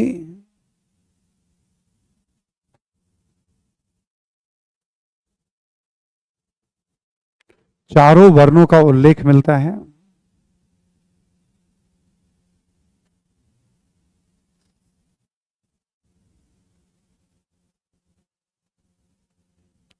चारों वर्णों का उल्लेख मिलता है।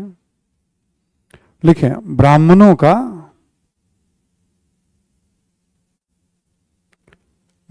का विशेष सम्मान किया जाता था।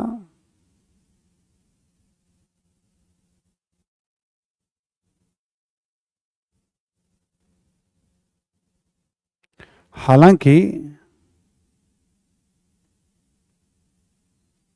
वे मांस एवं मदिरा का भी सेवन करते थे, नॉन वेजिटेरियन थे। मांस एवं मदिरा का भी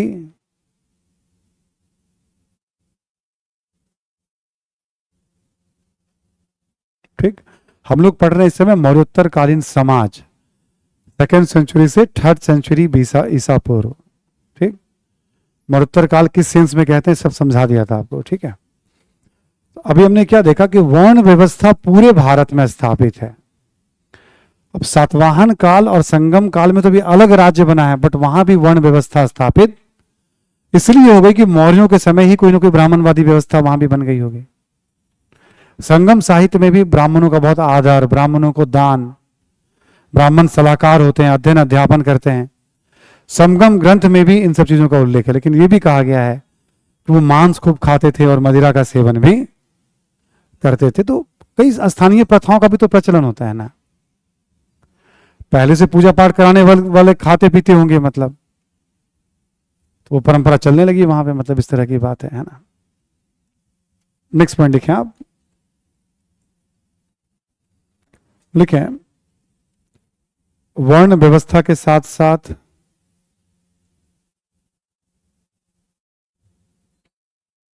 जाति प्रथा,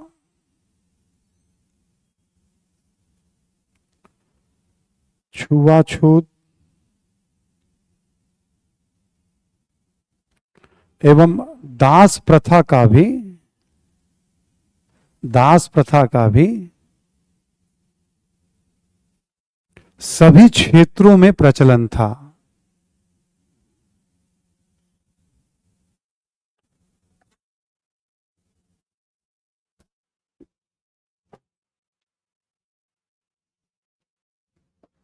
ठीक, सभी क्षेत्रों में, चाहे आप संगल काम में चले जाओ, सातवां, सब जगह दास प्रथा का भी प्रचलन है, सब जगह छुआछूत है, भेदभाव है, पहले जैसा ही चला आ रहा है। इसी में लिखें आप, लिखें कि जनजातीय समाज को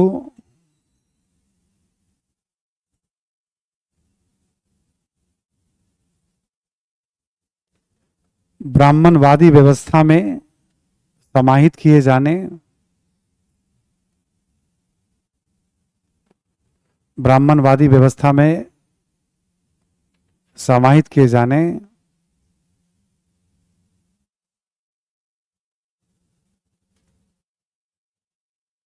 कॉमा लिखे, विदेशियों को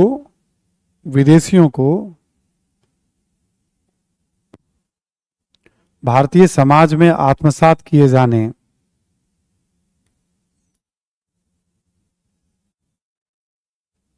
विदेशियों को भारतीय समाज में आत्मसात किए जाने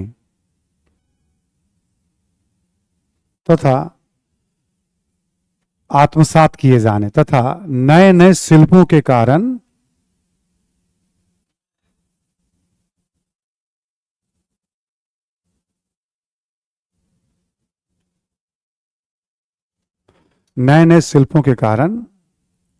ठीक है, जातियों की संख्या में वृद्धि हुई।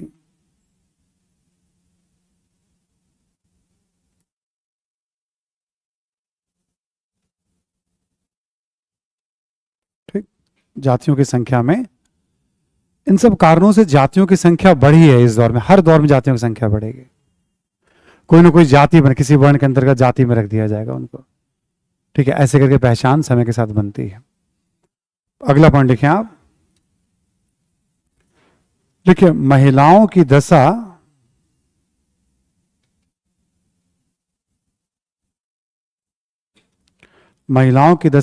पूर्ववर्ती काल की तरह ही थी।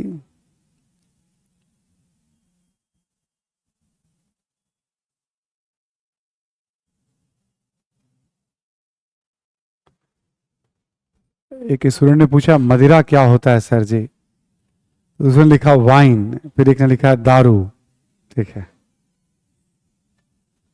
इधर भी कोई पूछ मदिरा क्या होता है, कोई एक सवाल पूछ रहे हैं इधर भी। ठीक है, मदिरा होता है सोमरस। ठीक है, सोमरस। ठीक है, एक सुरा रस होता है, सॉरी सुरा रस, मतलब पूजा पाठ में ले रहे तो सोम रस हो गया, और ऐसे ले रहे तो राक्षसों का हो गया वो, मतलब है ना सुरा रस, वेदों के अनुसार। ठीक है ना। आज की खबर है कि बिहार में मदिरा पीने से, जहरीली मदिरा पीने से 25 या 30 लोगों की मृत्यु हो गई। बड़ा दुखद है। अभी आज की खबर थोड़ी देर पहले की खबर है। ठीक है, बिहार में इस समय बहुत चर्चा है कि प्रतिबंध हटाया जाना चाहिए, नहीं हटाया जाना चाहिए। एक नया राजनीतिक दल वहां एंट्री मारा है अभी वहां की राजनीति में, जन स्वराज। प्रशांत किशोर हैं उसके मतलब संस्थापक, जो भी कह लीजिए आप, और वो खुल के वकालत कर रहे हैं कि इसको हटाया जाना चाहिए, इसके बहुत फायदे हैं हटाए जाने के। सरकार की रेवेन्यू बढ़ेगी, इलीगल काम रुकेगा, जो लोग अभी मारे जा रहे हैं इन सब में भी, क्योंकि सब आप रेगुलेट कर सकते हैं बेहतर तरीके से। ठीक है, तो मदिरा यानी शराब के सेंस में हम लोग बात कर रहे हैं। ठीक, तो महिलाओं की दशा पूर्ववर्ती काल की तरह थी। अब पूर्ववर्ती काल में हमने क्या पढ़ा था, आपको याद होगा, है ना, कि भाई चार दीवारी के भीतर रहना है, शिक्षा नहीं है, कम उम्र में विवाह है, तो सारी बातें वहां पे एज इट इज आ जाएंगे। इसी में लिखें मनुस्मृति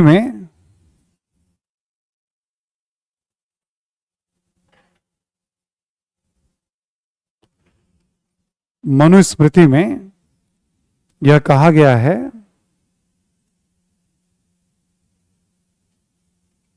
कि महिलाओं को बचपन में पिता के अधीन,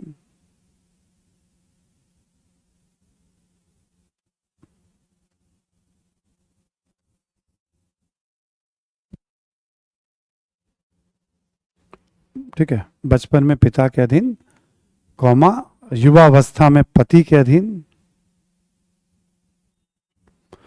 युवावस्था में पति के अधीन, एवं वृद्धावस्था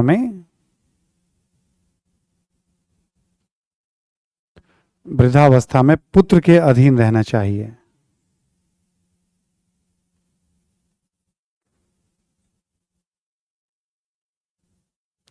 पुत्र के अधीन रहना चाहिए। और देखो मनुस्मृति जो है एक तरह से ब्राह्मणवादी व्यवस्था और उत्तर भारत के समाज की बेहतर तस्वीर दे रहा है। तो यानी ये बता रहा है कि महिलाओं की स्थिति और बिगड़ ही रही है समाज में।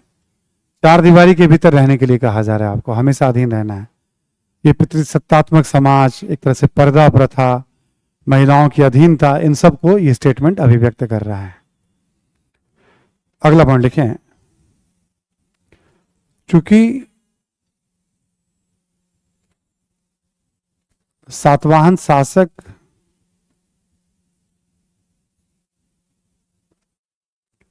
ब्राह्मणवादी व्यवस्था के रक्षक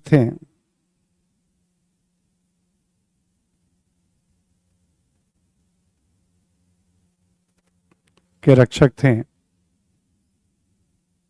अतः ऐसा माना जाता है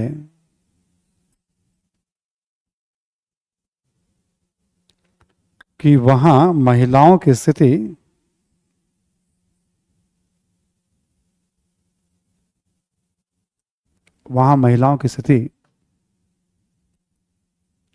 ठीक है अच्छी नहीं रही होगी, वहां भी महिलाओं की स्थिति अच्छी नहीं रही होगी।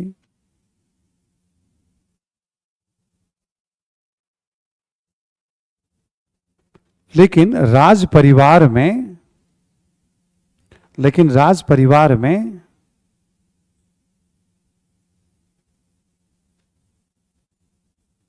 महिलाओं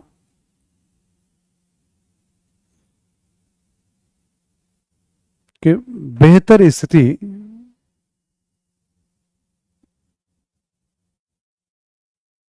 की जानकारी मिलती है।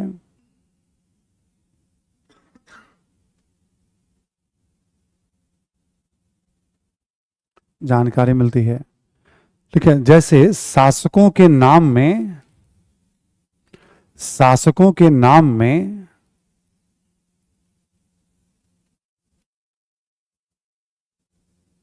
ठीक है, शासकों के नाम में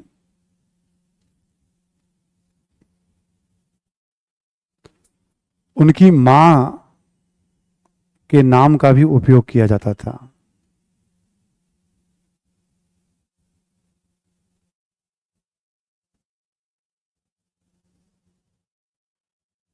ठीक है, जैसे गौतमी पुत्र, वशिष्ठी पुत्र, यज्ञ श्री, ऐसे करके नाम। ये बताता है कि राज परिवार में महिलाओं का सम्मान, वरना वो तो खुद कह रहे हैं कि मैं ब्राह्मणवादी व्यवस्था को बनाऊंगा। तो ब्राह्मणवादी व्यवस्था में साफ साफ कह रहा है कि महिलाओं के साथ इस तरह से व्यवहार होना चाहिए। वो जो दौर है, उस दौर के बारे में साहित्य को माने तो फिर तो स्थिति अच्छी नहीं थी। एक्चुअल जीवन क्या रहा होगा ये तो कहना बहुत मुश्किल हो जाता है। साहित्य को माने तो स्थिति बहुत अच्छी। लिखें अगला पॉइंट, संगम साहित्य से भी महिलाओं की दयनीय दशा की जानकारी मिलती है।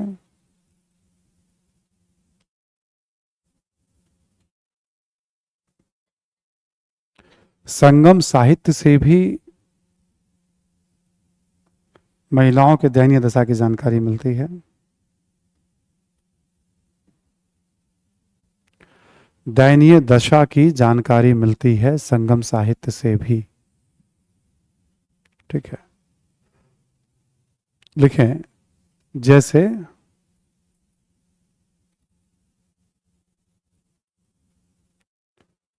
विधवाओं का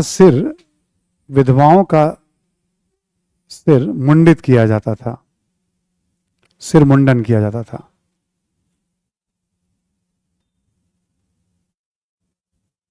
ठीक, संगम साहित्य में कि विधवाओं की ऐसा अच्छी नहीं थी, उनका सिर जो है मुंडित कर दिया जाता था।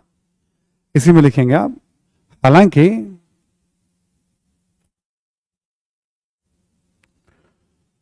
उन महिलाओं का विशेष सम्मान था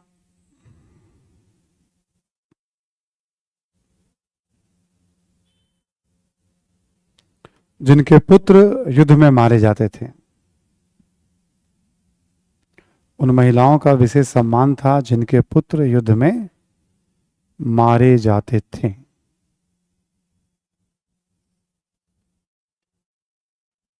ये राइटिंग का पैटर्न समझ में आ रहा है ना सभी को? देखो इतने सारे राजवंश है ना, आप एक एक को पढ़ोगे तो फंस जाओगे आप। हमने क्या किया, एक में ही पूरी सोसाइटी को हमने समाहित एक कॉन्सेप्ट लेकर के, पहले उत्तर भारत वाला, फिर सातवाहन वाला, फिर संगम वाला, जो जो जानकारी उसको हम एक साथ ताकि एक ही साथ आपका कॉन्सेप्ट बना रहे कि समाज कैसा था। ठीक है, यहां काफी चुनौती है, ये बहुत बिखरा हुआ आपका हिस्सा है ये, है ना। मेंस में यहां से भी प्रश्न बहुत पूछे गए हैं, 4-5 प्रश्न आ चुके हैं अब तक इस टॉपिक से, 4 तो आ ही चुके हैं मेंस में इस टॉपिक से। ठीक है, बाकी कर नया कुछ भी नहीं रहे हैं, जो जैसे पढ़ना था समाज वैसे ही पढ़ रहे हैं, वर्ण व्यवस्था, जाति प्रथा, इसमें हम नया कुछ भी नहीं कर रहे हैं हम लोग, है ना। ठीक, सेम पैटर्न पे चल रहे हैं। आगे लिखें आप। अभी क्या हुआ थोड़ी, अभी क्या कर लिया तुमने, 2-4 पॉइंट और रह गए ना अभी तो। खान पान में है तो तुम यहां आ क्यों गए थे, बैठो अब। मैं नहीं पढ़ा रहा हूं क्या, तो नहीं पढ़ा रहा हूं, तुम क्लास में आए क्यों पहले ये बताओ तुम मुझे। मतलब दूसरी क्लास में चलो चल के देख आते हैं सर क्या पढ़ा रहे हैं, है ना, मतलब। ठीक है, तुम दूसरे बैच के हो ना। यस, किस बैच के हो बताओ जरा तुम। अच्छा, बैच 3 के हो, गुड। ठीक है, नहीं वो तो पहचान लेता हूं मैं देख करके कि हाँ ये चेहरा बहुत दिनों से देखा हुआ है हमारा। ठीक है, एक और आए थे क्लास में 11 दिन के लिए, हैं इधर बैठे हुए थे, पता नहीं कहां चले गए वो। सुनो ऐसा करो, छोड़ ही दो, मत लिखो अब, ठीक है ना, पूरा हो नहीं पाएगा। ठीक है, अगले 10 मिनट में भी पूरा नहीं हो पाएगा तो लिखवाने का कोई फायदा नहीं है। ठीक है, ठीक है, तो कल मैं लिखवा दूंगा, है ना। आज बहुत पढ़ लिया आप लोगों ने, है ना। क्लास एंड होने वाली नहीं, ये हो गई है ज्योति क्लास एंड। ठीक है, हाँ कल कराएंगे संध्या आप। कुंती पुत्र अर्जुन, वाह बहुत बढ़िया एग्जाम्पल दिया तुमने। हाँ, कुंती के पुत्र है अर्जुन, हे कौनते, है ना। ठीक है, तो अभी चल रहा है हमारा टॉपिक, क्लियर है ना सभी को। कल कम से कम अभी 10-12 मिनट लगेगा सोसाइटी में, 15 मिनट भी लग सकते हैं। तो अब आप चूंकि बहुत बिखरा हुआ है ये टॉपिक है, तो रिवीजन करिएगा, और इसके बाद हम लोग अर्थव्यवस्था पे आ जाएंगे कल। अर्थव्यवस्था जब कंप्लीट करेंगे फिर हम लोग आएंगे कला पे। ये क्लास परसों शनिवार है ना, शनिवार तो आपका टेस्ट होगा, इस बार शनिवार को आपका टेस्ट होगा, तैयार रहना आप सभी लोगों को। आप सब लोग मौर्य काल तक का इतिहास पढ़ लीजिएगा, कंफर्म है। 4-5 क्वेश्चन प्री में है और 1 क्वेश्चन मेंस में है उससे, मतलब मौर्य काल से। ठीक, क्लियर ना सभी को। हाँ, तैयारी मैंने बता दिया, कम से कम 5 क्वेश्चन है प्री में। ठीक है, चलिए थैंक यू, हम लोग मिलते हैं फिर कल।